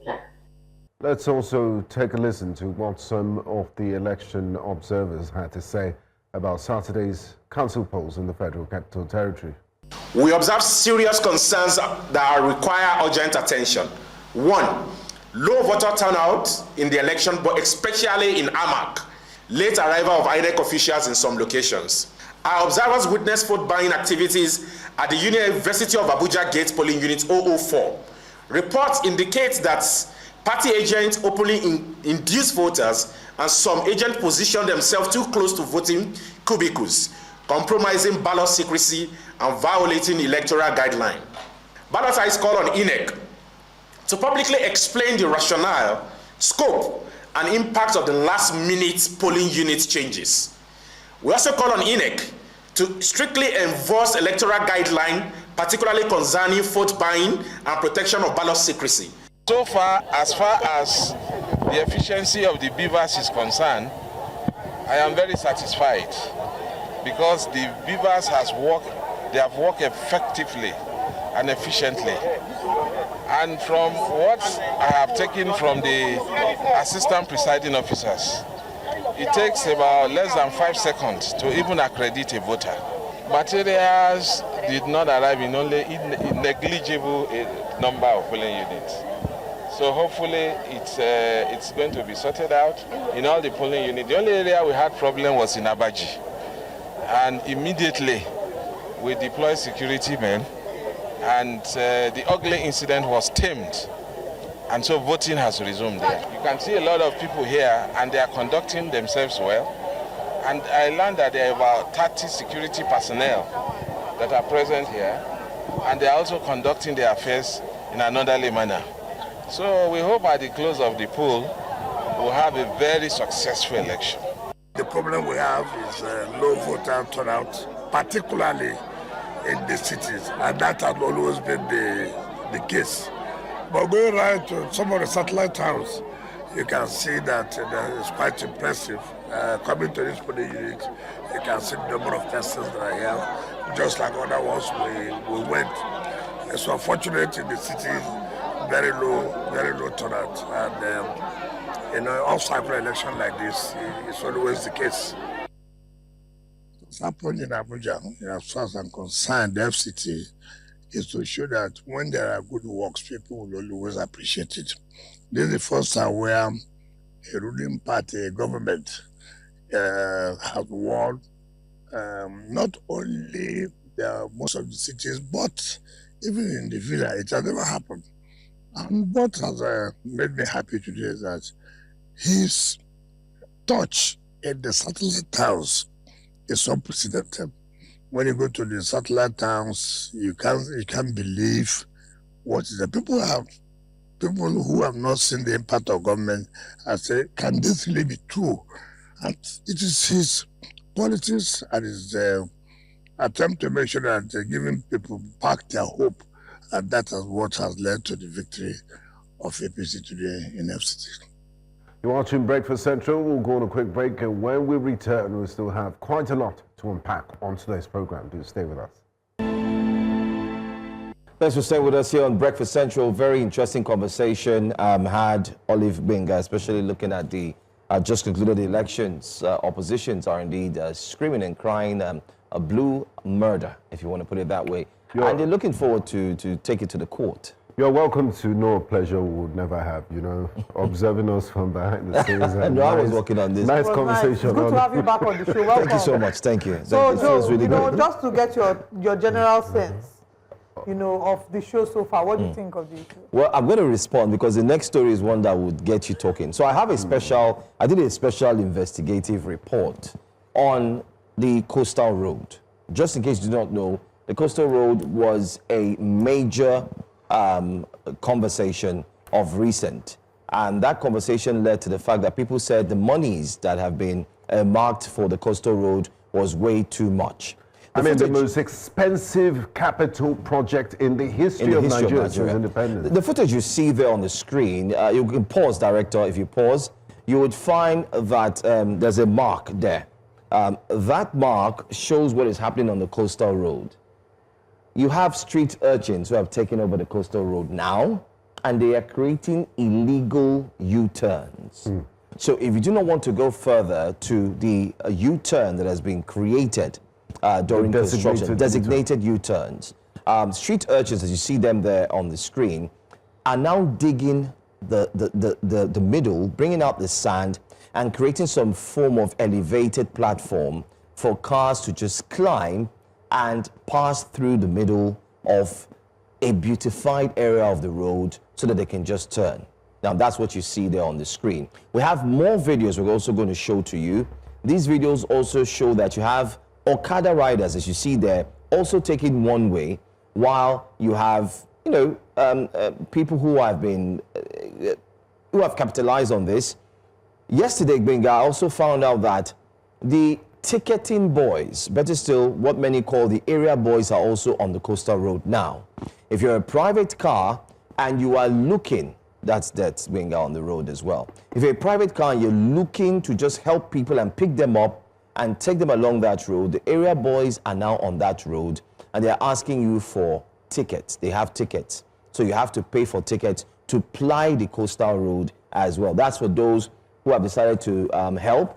We also found out that there are commercial drivers too. However, the commercial drivers also have to pay for the tickets. The question is, can you see that? Take a look. Can you see the bus? Revenue boys. Can you see a bus coming down from, instead of going to the designated U-turn, the bus just came down from that same place? Because, I mean, if you look at the highway design, there's a reason why there are designated parts for U-turn. Because it's an expressway. Imagine a car coming from this lane with full speed, and then you have to, and then there's a collision. And that's why we saw an accident happen just 2 days ago on this same coastal road. Absolutely. It happens almost every day. It's gross indiscipline. And also, you can't just appeal to Nigerians that, you know, let's do what is right. That's why in other climes, for example, in the United Kingdom, if you take a one-way road, the design of the road makes it virtually impossible for you to even make illegal turns or take one way. That's why if you're caught violating traffic, they take you to a mental hospital for psychiatric evaluation, because there must be something wrong with you in the first place to make such a decision. So they have to test your mental capacity to see if you're really all right or not. It's one thing to appeal to the emotions of Nigerians and say, you know, do all this national orientation gigs and say, you know, don't violate traffic laws, let's not take one way. It's another thing for enforcement. Just last 2 weeks, the Honorable Commissioner of Environment in Lagos, who is very visible, Honorable Tokunbo Wahab, they had a show of force. They dismantled illegal structures on the coastal highway. The Nigerian police apprehended drivers that were taking one way, you know, and seized a number of bikes. But if there's no sustainable presence there, Nigerians will break the law at the next minute. So we need permanent solutions, not this once in a while raids where you believe that because you've apprehended a few violators that it's all systems go, that things will be all right. No, we need permanent solutions to this. Bing, I can also share with you that I know I have a statement I make here on the show, and I started making that statement at the start of this month, and that statement simply is Nigerians and Nigeria's problem. So the street urchins have created a platform, an elevated platform, where they've dug the sand that is supposed to protect the road and beautify it and keep it at where it is. They've dug it, they've created an elevated platform, illegal U-turn, and they call you. You see them with their hanky, they do like this, they tell you turn. You, as an educated, enlightened, sensible Nigerian who understands that it is not always about abusing or shouting foul at the government, you know quite all right that this is illegal. I'm expecting that you will stop the car and tell them, who are you? Why are you doing this? You know this is this, and so on. Now you would slow down, they will tell you turn, you will turn, and you will give them 500 naira. Because you're encouraging the business. So what are you doing? So I mean, I've heard all that you... I know the funny thing, I have a footage that I don't know if the producers did get that. You have the police officers not far away from there. You know, the police officers are there, they're just watching. We've normalized bad behavior in Nigeria, and we've normalized it in many ways. One of this will be, sometimes you think about, and honestly, I can never encourage it, but the system and the structure that we currently run as a nation, in a way, encourages it. So you think to yourself, do I pass this coastal highway? Or do I go and pass the Lekki-Ekpe expressway that is blocked, is only one way, everyone is passing through and be there for hours, you know? So because you're thinking of that, then some people will think, you know what, it's just 500 naira. Let me just go through this and save myself you're breaking hours. The law. Not only are you committing or potentially breaking the law, but what you're doing is also encouraging bad behavior. And dangerous. And we see it in different areas. You go to buy fuel at the filling station, they say to you, oh, sorry, if you don't have cash or you don't have POS, transfer. You ask for the transfer details. It is the transfer details of the staff. I never agree to that. Once they give me the transfer details, I say, no, give me the transfer details of the filling station. Because that's how people start to cheat. I went to Abuja, I was trying to, not on this last trip, I was trying to check into a hotel. They say, Omar, don't pay with your POS. Our machine isn't working. I said, okay, do you have an account I can transfer to? The staff gave me his personal account. So the hotel management will not know that they've lost some hundreds of thousands in one night because of this staff that has tried to, put the money in their pocket. A regular person may say, okay, no problem. The person will remit later. But I said, no, I refused. And I said to him, I'm going to check in. Later in the night when the POS starts working, I will pay, or first thing tomorrow morning. So he didn't come back again. The next morning when I came to pay, they collected my money. So I think that is... The POS yes, the POS are working now. So as a matter of fact, I completely refused. You know, Joe said something, and we just moved on from it. It's very important. It seems some of these policemen, if there's no attraction to money, the will to work is... Look at that. The will to do their work is not there, and the zeal. Because he said just not too far away from where they're doing this nonsense. We just passed the police vehicle just by the left there. Policemen. Look at this. Look at this. This was trying to turn. He was trying to turn, and then, of course, what happened to his tire? Gone. And look at the boys there on the road. You know, all the BRT enforcement and most of the BRT that you step on a BRT lane, and we have enough policemen. They should be permanently stationed on this road because it's a very important infrastructure, and the danger, because cars ply at very high speed here. The dangers of all these people. Benga, look at these boys. All these there are many. They are in their hundreds. Doing all these things is we need to have the Honourable Commissioner of Environment join us on Breakfast Central this week. We'll reach out to Honourable Tokunbo Ahab. Hopefully, he will honour our invitation. There's so many things to speak up about happening in the city of Lagos. Anyway, aside from the coastal road, you can feel free to tell us your experience. Let's know what you think about what's happening there. And this also serves as a quick call to the minister, who had said when the coastal road had flooded that they were stealing, some of the coastal road designs, materials used for that. And if they're doing so, I bet with these videos and footage that we've shown to you, you can tell who these persons are. And just to mention again, the area boys are on that road now, and they are in the local parlance. They are tearing tickets for cars and all that. So we really don't understand. Is the coastal road the same as every other road where any small or slight opportunity, you have these boys gathering and disturbing people and telling them you have to pay for even helping people? I saw a car help someone and told them, okay, let me help you down. And they came to him and said, where's your ticket that you are a public transport? And he said, no, I'm not. He ended up telling the people to calm down, and then he decided to veer off. So these are the conversations that we'd like to share with you. But then again, we'll continue to bring you more information wherever we need to. Let's go on a quick break. When we come back, we'll take a look at what we have next here on Breakfast Central. Stay with us. Thanks for staying with us here on Breakfast Central. Let's take a look at the biggest stories making headlines for this hour. The APC has secured 5 of 6 FCT area council chairmanships, plus victories in Rivers, Kana 2, Ahoda East and Kano's Ungongo municipal by-elections on Saturday. In the FCT, APC won Amak, Christopher Mekalangu, 40,295 votes. You also have Abaji Umar Abubakar also won. You have Buhari Joshua Ishaku won by 18,466. In Kwali, Daniel Nuhu won by 17,032, and other states as well, including Gwalada. Well, in Kano, sons of others of deceased lawmakers secured massive victories. Aminu Said, son of late Aminu Said, won with 8,975 votes against ADP's 54, while Aliyu Nabil Daneji, son of late Sariki Aliyu Daneji, triumphed with 7,484 votes over PRP's 105.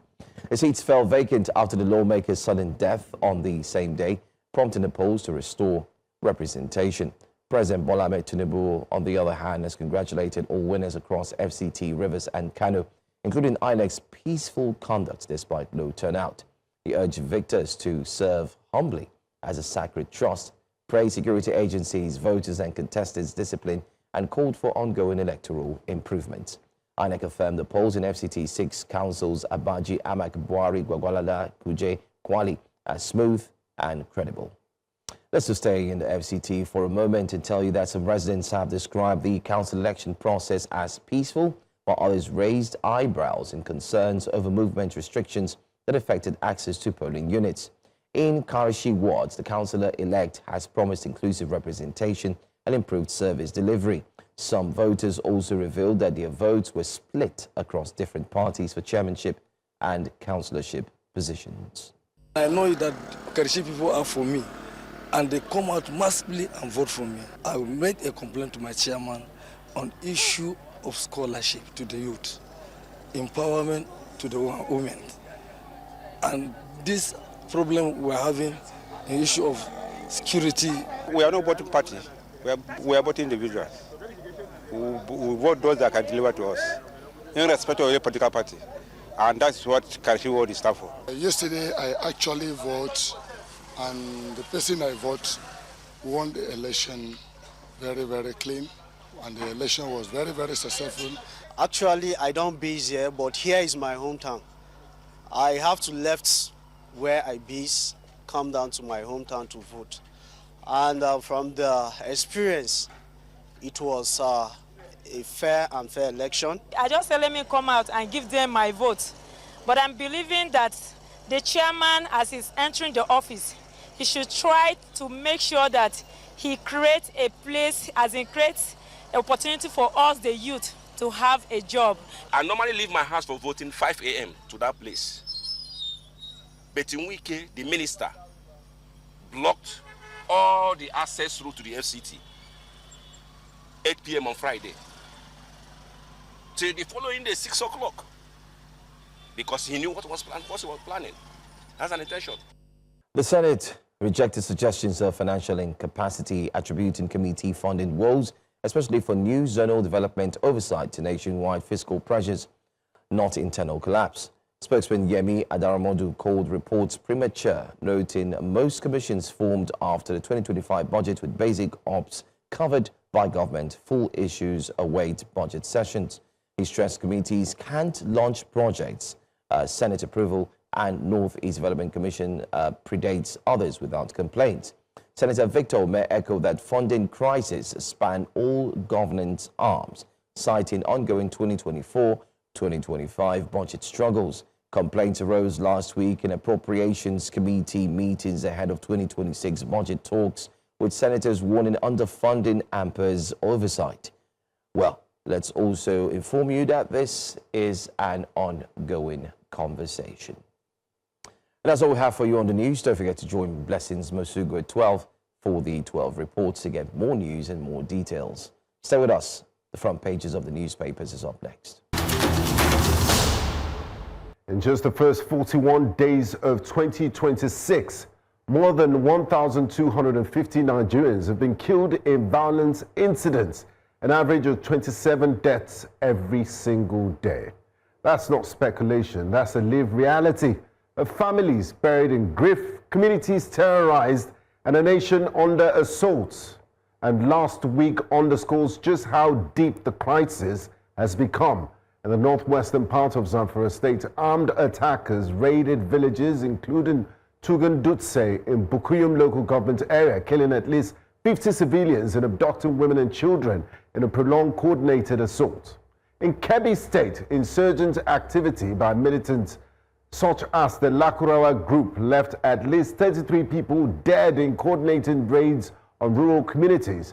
And these are not isolated incidents. They are part of an escalating pattern across multiple states. This is not random violence. This is organized terror. Armed groups operating with impunity, moving through states, attacking villages, burning homes, killing civilians and abducting women and children. And while this unfolds, Nigeria's leadership seems more concerned about the 2027 elections than the daily loss of lives. President Bola Ahmed Tinubu has publicly commended the National Security Advisor for doing a good job. Yet, the numbers, the bodies, they continue to pile up. They tell a starkly different story. Our attacks decreasing, our kidnappings reducing, our rural areas becoming safer, our security forces reclaiming territory and protecting lives. If the answer is no, if the average Nigerian still fears closing their eyes, then apathy is not an option. When violence remains frequent, The numbers speaks louder than speeches. Now, there's also growing concern that national political energy appears increasingly focused on 2027 elections. Defections, alliances, positioning, and calculations, while insecurity remains unresolved in many regions. Politics is normal in a democracy. Elections are important, but security is foundational. You cannot build an election strategy on unstable ground. You cannot campaign effectively in communities that are under siege. You cannot talk about 2027 while 2026 is still bleeding, because security is not judged by intent, it is judged by impact. If violence continues at this level, then the state must recalibrate strategy, not defend perception. Leadership requires confronting uncomfortable data, strengthening coordination, improving accountability, and focusing relentlessly on protecting lives. Elections will come in 2027, power will be contested, campaigns will be loud, but none of that matters if insecurity continues to define daily life. The real question is simple. Is Nigeria moving towards measurable security gains, or are we distracted by political positioning while communities remain exposed and vulnerable? Which way Nigeria, towards stability, protection, and restored confidence, or towards continued violence under the shadow of political ambition? The answer will define not just 2027, but the survival and credibility of the Nigerian state itself. Good morning, Nigerians. Which way Nigeria, you also have the opportunity to ask this same question. The question has been asked since the 1980s by Sonny Okoson, and still being asked, with a number of our challenges being highlighted. It would be a shame if our children keep asking which way Nigeria as well. Anyway, it's time for us to review the newspaper front pages. This morning, we're joined by multi-award winning journalist Habib Aruna. Good morning, and thank you very much. Good morning. Welcome. Good morning. Morning. Which way Nigeria, Sonny Okoson? Which way Nigeria, 2026? If we don't take time, 2050, they'll still be asking which way Nigeria. You know, when I listen to Benga, well crafted and well delivered opening remarks, I'm always in a slough of despondency. You know, I always feel bad about the state of the nation, particularly the issues that this man normally raises every morning, every Monday morning when I'm here. Now, it's a signpost to the fact that the state of the nation is not good enough. You know, and the issue he raised this morning also again bring to fore the fact that people are dying. And in journalism, when it bleeds, it leads. You know, people are dying. And when people are dying, that will mean topic A in the polity.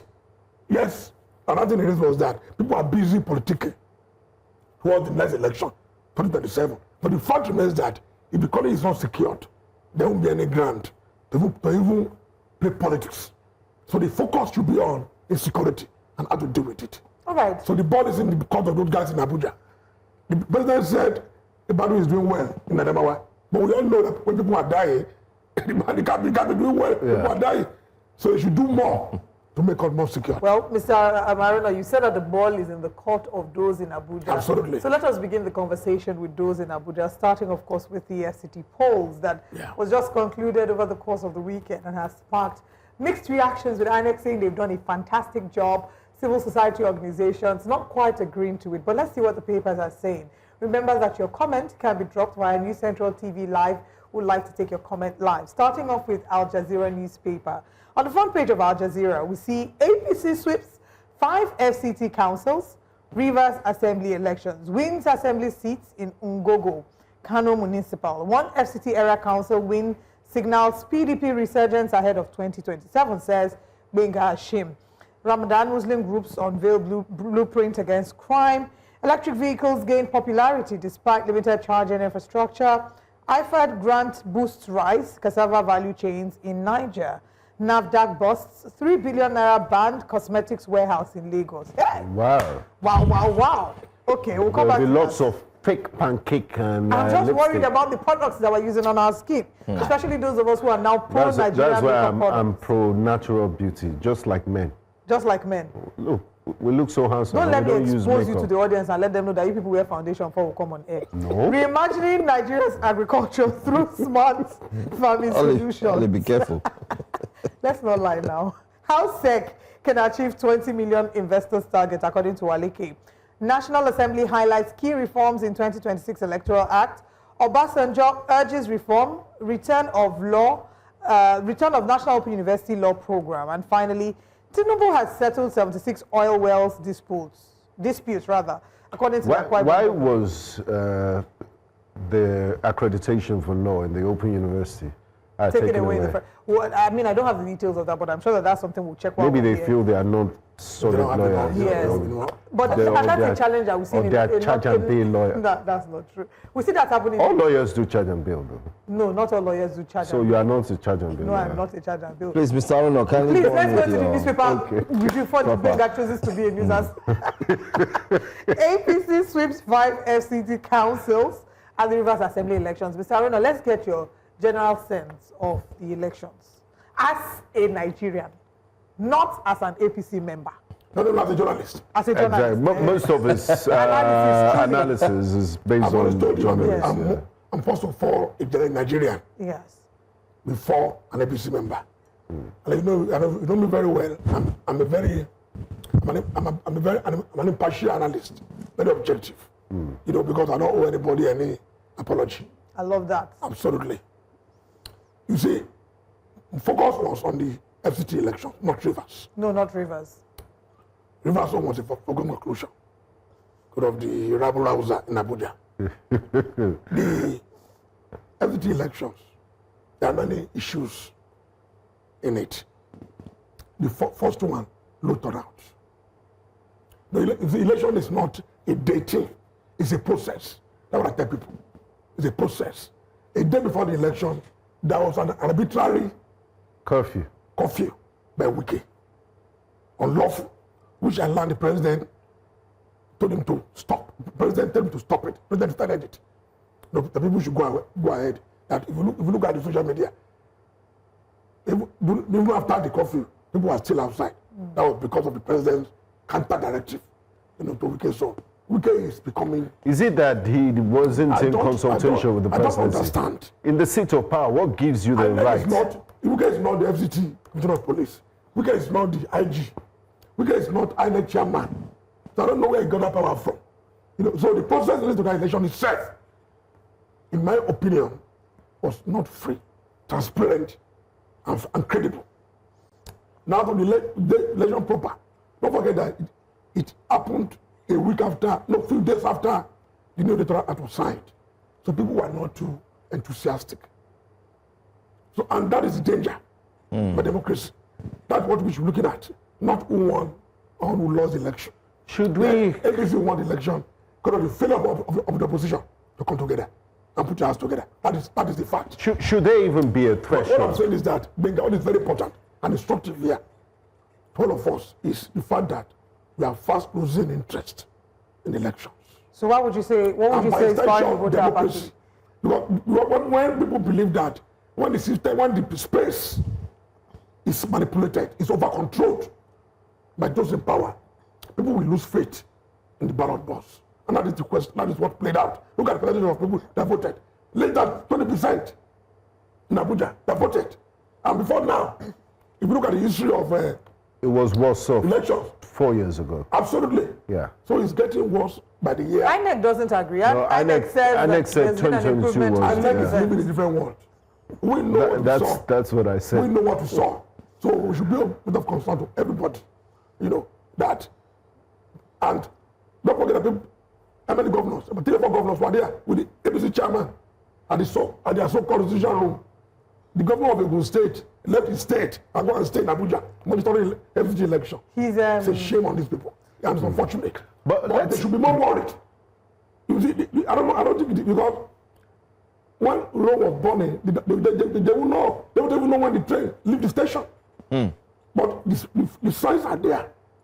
Now when people now begin to say, let's go ahead and go to the result, that is dangerous. There were also incidents of vote buying. Our crew did speak to some people who thought, it's their natural right they don't think there was any crime in it, that after all, this is the only time I gained something tangible from the government.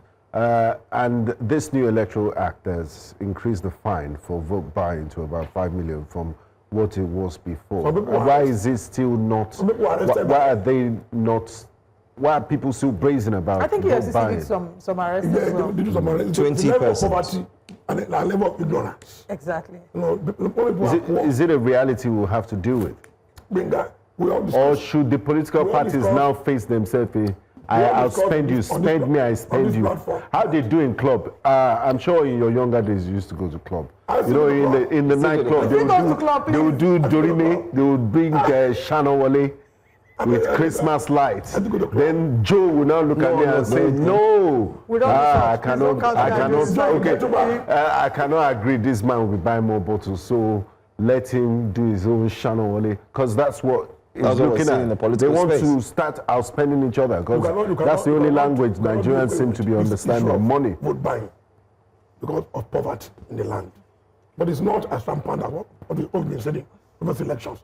I follow closely your coverage, both on Twitter and Instagram, and people are complaining that there's some area in Nasarawa that people are prevented from crossing over to vote to the city center. To the city center. They said the FCT minister blocked the roads. They were denied access.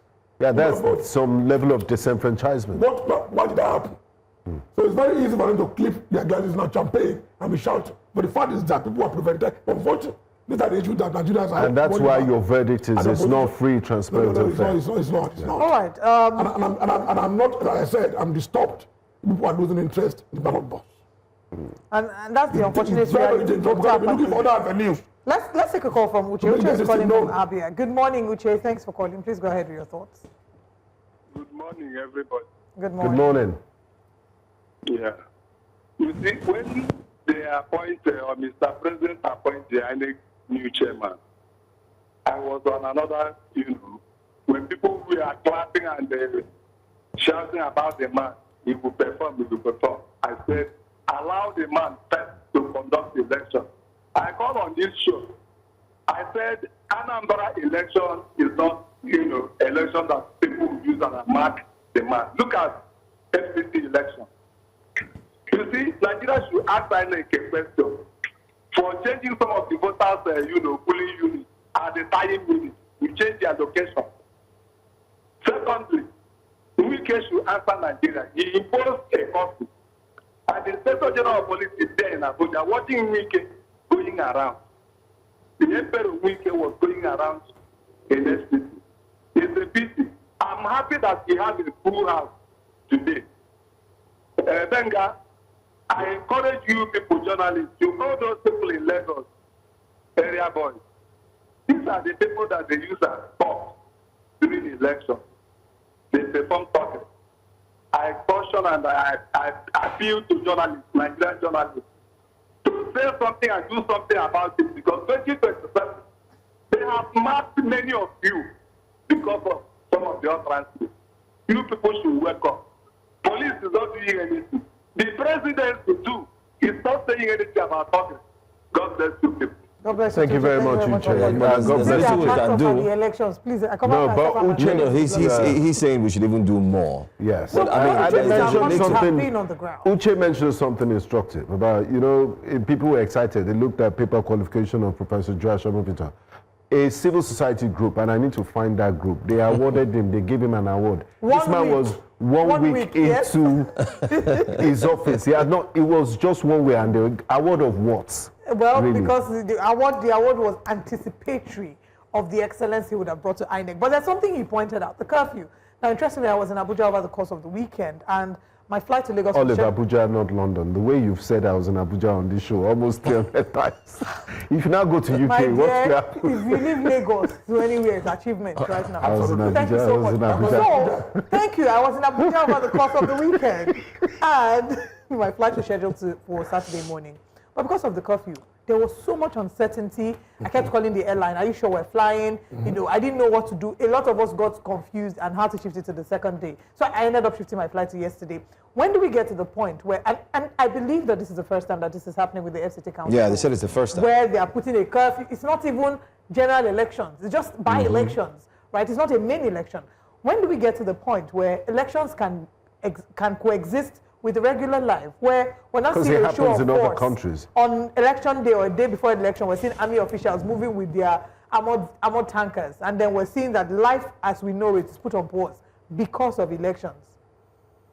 And you see, my worry, apart from the low turnout, is the brigandage and the unenviable attitude of FCT Minister Wilson Wike. If it would be, for example, Atiku Abubakar that was going up and down that day, result would have happened. He would have been arrested. But they let Wike to be going up and down as if he was even the law to himself. You know, and he was telling people that just go and vote and leave the rest to me. And who is the man, by the way? And this man to rule a country. And at the end of the day, when the result came out, the president was very fast in praising Wike for his leadership. That to me is encouraging him to do worse than what he's doing now. That's not the best. All right, so it means all complaints about the FCT minister's conduct. Close down Abuja. Very capital city. Look at the election in Abuja. That shows that with serious economic implications, of course. Yeah, absolutely. Businesses have been shut and have lost thousands and hundreds of thousands and millions in just one day. We'll come to take comments from YouTube where we can see you dropping your comments, but we have a call from Samson. Good morning. Thank you for calling. Please go ahead with your comment. Hello, Samson. Yeah, good morning. Good morning, Samson. Yeah, good morning. All right, Samson, please go ahead with your comment. I'm coming from the something coming from the. Okay, go ahead, please. I want to appreciate you for what you have been doing in the studio. We're struggling with your audio, Samson. Yeah, if you can maybe speak up, please, that would be very helpful. You sound muffled. Anyway, Samson, try and call us back. Please call us back. And you know, because Samson, we had a call from Uche, then we have Samson. And for gender balance, it would be nice for Delilah to call us next. So go ahead. Bring guys worse. I want to take some comments from YouTube. I think these are very instructive. Mokunye Chukwemeka says, Wike is registered to vote in Rivers State, but was roaming the streets during the elections. I don't get it. I don't get it. But someone that's says... That's the main question. As what? Someone says the animals in human skin, primitive crude people, those animals should be made scapegoat. I'm not quite sure who the person was referring to. Now, this is a very important comment, and I'm going to read it out because just last week we took the announcement of election dates by INEC and how they had readjusted the announcement of the dates because of Ramadan. This one says, it's from Olubiyi Mohammed. He says, Oga, it's because of Ramadan. Most of the people prepare themselves for iftar lectures from one lecture center to others. INEC must try to adjust the timetable for Ramadan in the next year general elections. That is a key issue to consider in this election that may have in some way affected the numbers. But before you respond, we have a call coming. Pius calls us. Good morning, Pius. Good morning, Pius. Please go ahead with your comment. Hello, good morning. Good morning, Pius. We can hear you. Please go ahead. Yeah, my name is the issue of the election, because the INEC and the politician, they make us youth, they root for democracy. This audio doesn't seem to be working, Pius. Sorry. Please call us back. The audio is really call us back. So let's get your thoughts about it happening during Ramadan. Do you think that's a key element? I think we should not see it as something that is very consequential. In the general election, yes. And that is why INEC is reviewing the timetable that they brought out last week. In the general election, yes, it is all over the country. But it's a municipal election. In by-elections, that won't be a big factor. I'm a Muslim, election is a very serious issue because the outcome has consequences. So people will not live because because of their fast. So there are physical elements to it. Standing in the sun and queuing. I don't think it's no, standing in the sun and queuing is also. Not necessarily. It's not a major factor, even though it can be a factor. It can be a major factor in the general election, but in the local election, I don't think so. Because the stakes will be high, people will be interested, go and vote. But some of the minds that are planted, by people like Wike in Abuja, it's what the people not to go and vote. All right, we have a call. I want to ask a question, Mr. Bibana, but we have Delilah calling from Lagos. Wow. Let's find out if true. Today is a biblical show. Pious, Samson, now Delilah. Next will be Nebuchadnezzar. Delilah, you there? Do we really have a Delilah calling? Hello? Hi, good morning. Wow, okay. Hi, Delilah, wife of Samson. Good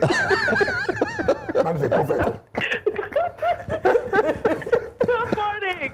Good morning. Thanks for calling. This is Delilah coming from Lagos. I told you. I'm a prophet. Hi, Delilah. Say hi. I love our audience so much. Well done. You guys are doing an amazing job. Thank you so much, Delilah. I'm a regular on Breakfast Extra. I was just calling to light it up the mood. You guys are doing an amazing job. Thank you so much. Will you now tell us your real name before you end the call? That's our real name. That's our real name. Sorry? Will you tell us your real name before you end the call? My real name is Dr. Owen Amojo. All right. Thank you, Dr. Owen, for calling us. Why are you spoiling my prophetic business? I was about to start a ministry. You want to collect work from Odumeje, not on my watch. It's a bad idea. Okay, let's take another paper. Let's look at this. Let's look at... we haven't taken any other paper. I've been on Al Jazeera. Okay, let's go to Daily Independent. Let's go to Daily Independent. Choose one. This one say Daily Independent. Let's take Daily Independent. Please, that big story there. Wages lag as housing transport costs surge. Wages lag as housing transport costs surge. Yet, according to the FCT minister, everything is going on fine. The government is doing very well. Nigerians love it. Dangote Refinery NNPC forged alliance to secure Nigeria's energy future. FCT Council poll, APC wins 6 chairmanship seats, PDP 1. Now, this one. Phone tapping. Serap urges Tinubu to withdraw interception regulations. National Assembly highlights key reforms and all that. But I think we should look at this major one I wanted us to talk about, which is wages lag as housing, transport costs go up. That's the price of inflation. When the economic policy is not moving in the right direction, and we are not producing, we are not exporting, there's no way you make more money. Yes, you have foreign reserve growing, but it's not percolating to the needs of the people. So, and these are major indices that our economy is not moving in the right direction. And that's a very good story. That's a strong one. Absolutely, because when the economy is buoyant, like you have enough money in your pocket, and people will buy houses. Yes, absolutely. There's shared prosperity. We buy cars, but when wages is constant, it's the same thing. It's not moving up, both in private and public sector. Then the economy is not moving in the right direction. But just at the top of that story, at the top right there, it says MPC slowing inflation, strong naira, raise bets on first rate cut in 2026. Just to mention that it says as 12 members of the Monetary Policy Committee of the Central Bank of Nigeria begin their meeting in Abuja today, expectations are mounting that the Apex Bank may finally pivot toward monetary easing after months of aggressive tightening. So they are saying that it's going to look good after today's MPC meeting. What even caught my attention is this idea of the NNPC boss visiting Dangote Refinery. Over the weekend. I did not ashamed. But the NNPC has a 7% stake. No. I agree with him. He even made a statement. He said Nigerians should think that we should be thankful to Dangote. So what happened? So what happened to the federal government? We have 4 refineries in this country. They're not working. Moribund. And we are going up and down, respecting Dangote, and even talking nonsense. What are we talking about? Is he addressing Nigerians why these natural remedies are not working? That we're pumping billions into. Who's answering the question? Or the 210 trillion naira that is missing. Up and down private jet, on taxpayers' money. What are we talking? You should be more concerned about making sure that one or two of these refineries are working. All right, I want to take a few more comments. Someone from WhatsApp says, good morning, guys. This is Gabriel Oton from Osun State. What we must know is that Wike is doing the exact work assigned and appointed to him to do by President Bola Ahmed Tinubu, so it's not accidental. Ooh. Do you agree with that, Mr. Aruna? Yeah, of course I agree. But that's your party. Implicitly, what are you talking about? Am I a small boy? I'm an elder. I'm an elder, so if I cannot say the truth, yeah, that's this one. I have children. I'm waiting for grandchildren now. So if what this man is saying, implicitly, that's what is going on. We have footage if you cannot call this man to order, never what he's doing, then we are indirectly, you are the one telling him to go ahead and do this thing he's been doing. What he's doing is inimical to the sustenance of democracy in this country. Mr. Black and white. Mr. Period. We have footage which we'd like to put on the screen shortly of the minister going to the polling units and also having conversations with them. It was much more like he was on a checkup. It was on a tour, just basically checking the polling units, ensuring that everything is going well. But when we checked the background, let's just watch this footage and we'll get your reaction to this as well. The problem we have is low voter turnout, particularly in the cities, and that has always been the case. But going right to some of the satellite towns, you can see that it's quite impressive. Coming to this polling unit, you can see the number of persons that are here. Just like other ones, we went. It's unfortunate in the cities, very low turnout. And in an off-cycle election like this, it's always the case. Cameras. Myself and Mr. Ona were looking at some of the key questions that the journalists would love to ask the Federal Capital Territory. On election day, FCT, yeah. This man was walking up and down with his convoy and aides. On election day. On election day. Do presidents walk around different polling units on election day? Even the president doesn't. But why did he not go to River State? In River State. So why is he? Wike cannot be addressing journalists on election day at various polling booths. It's not legal. What are we talking? Are we okay? I just want to mention for our audience. It's not normal, for God's sake. What he did it's not normal. It should be condemned. Who should condemn it?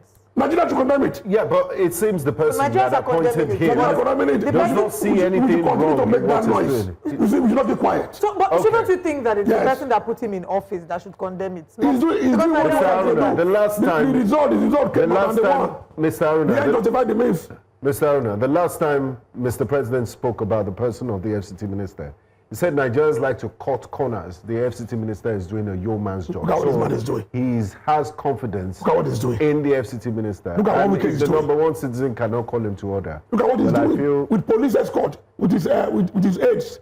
And people are hailing him. What do you say, Mr. Aruna, what do you say about people, Nigerians who are hailing? No, they're ignorant. They don't know. Exactly. They don't know. This is not ideal. All right. This is very wrong.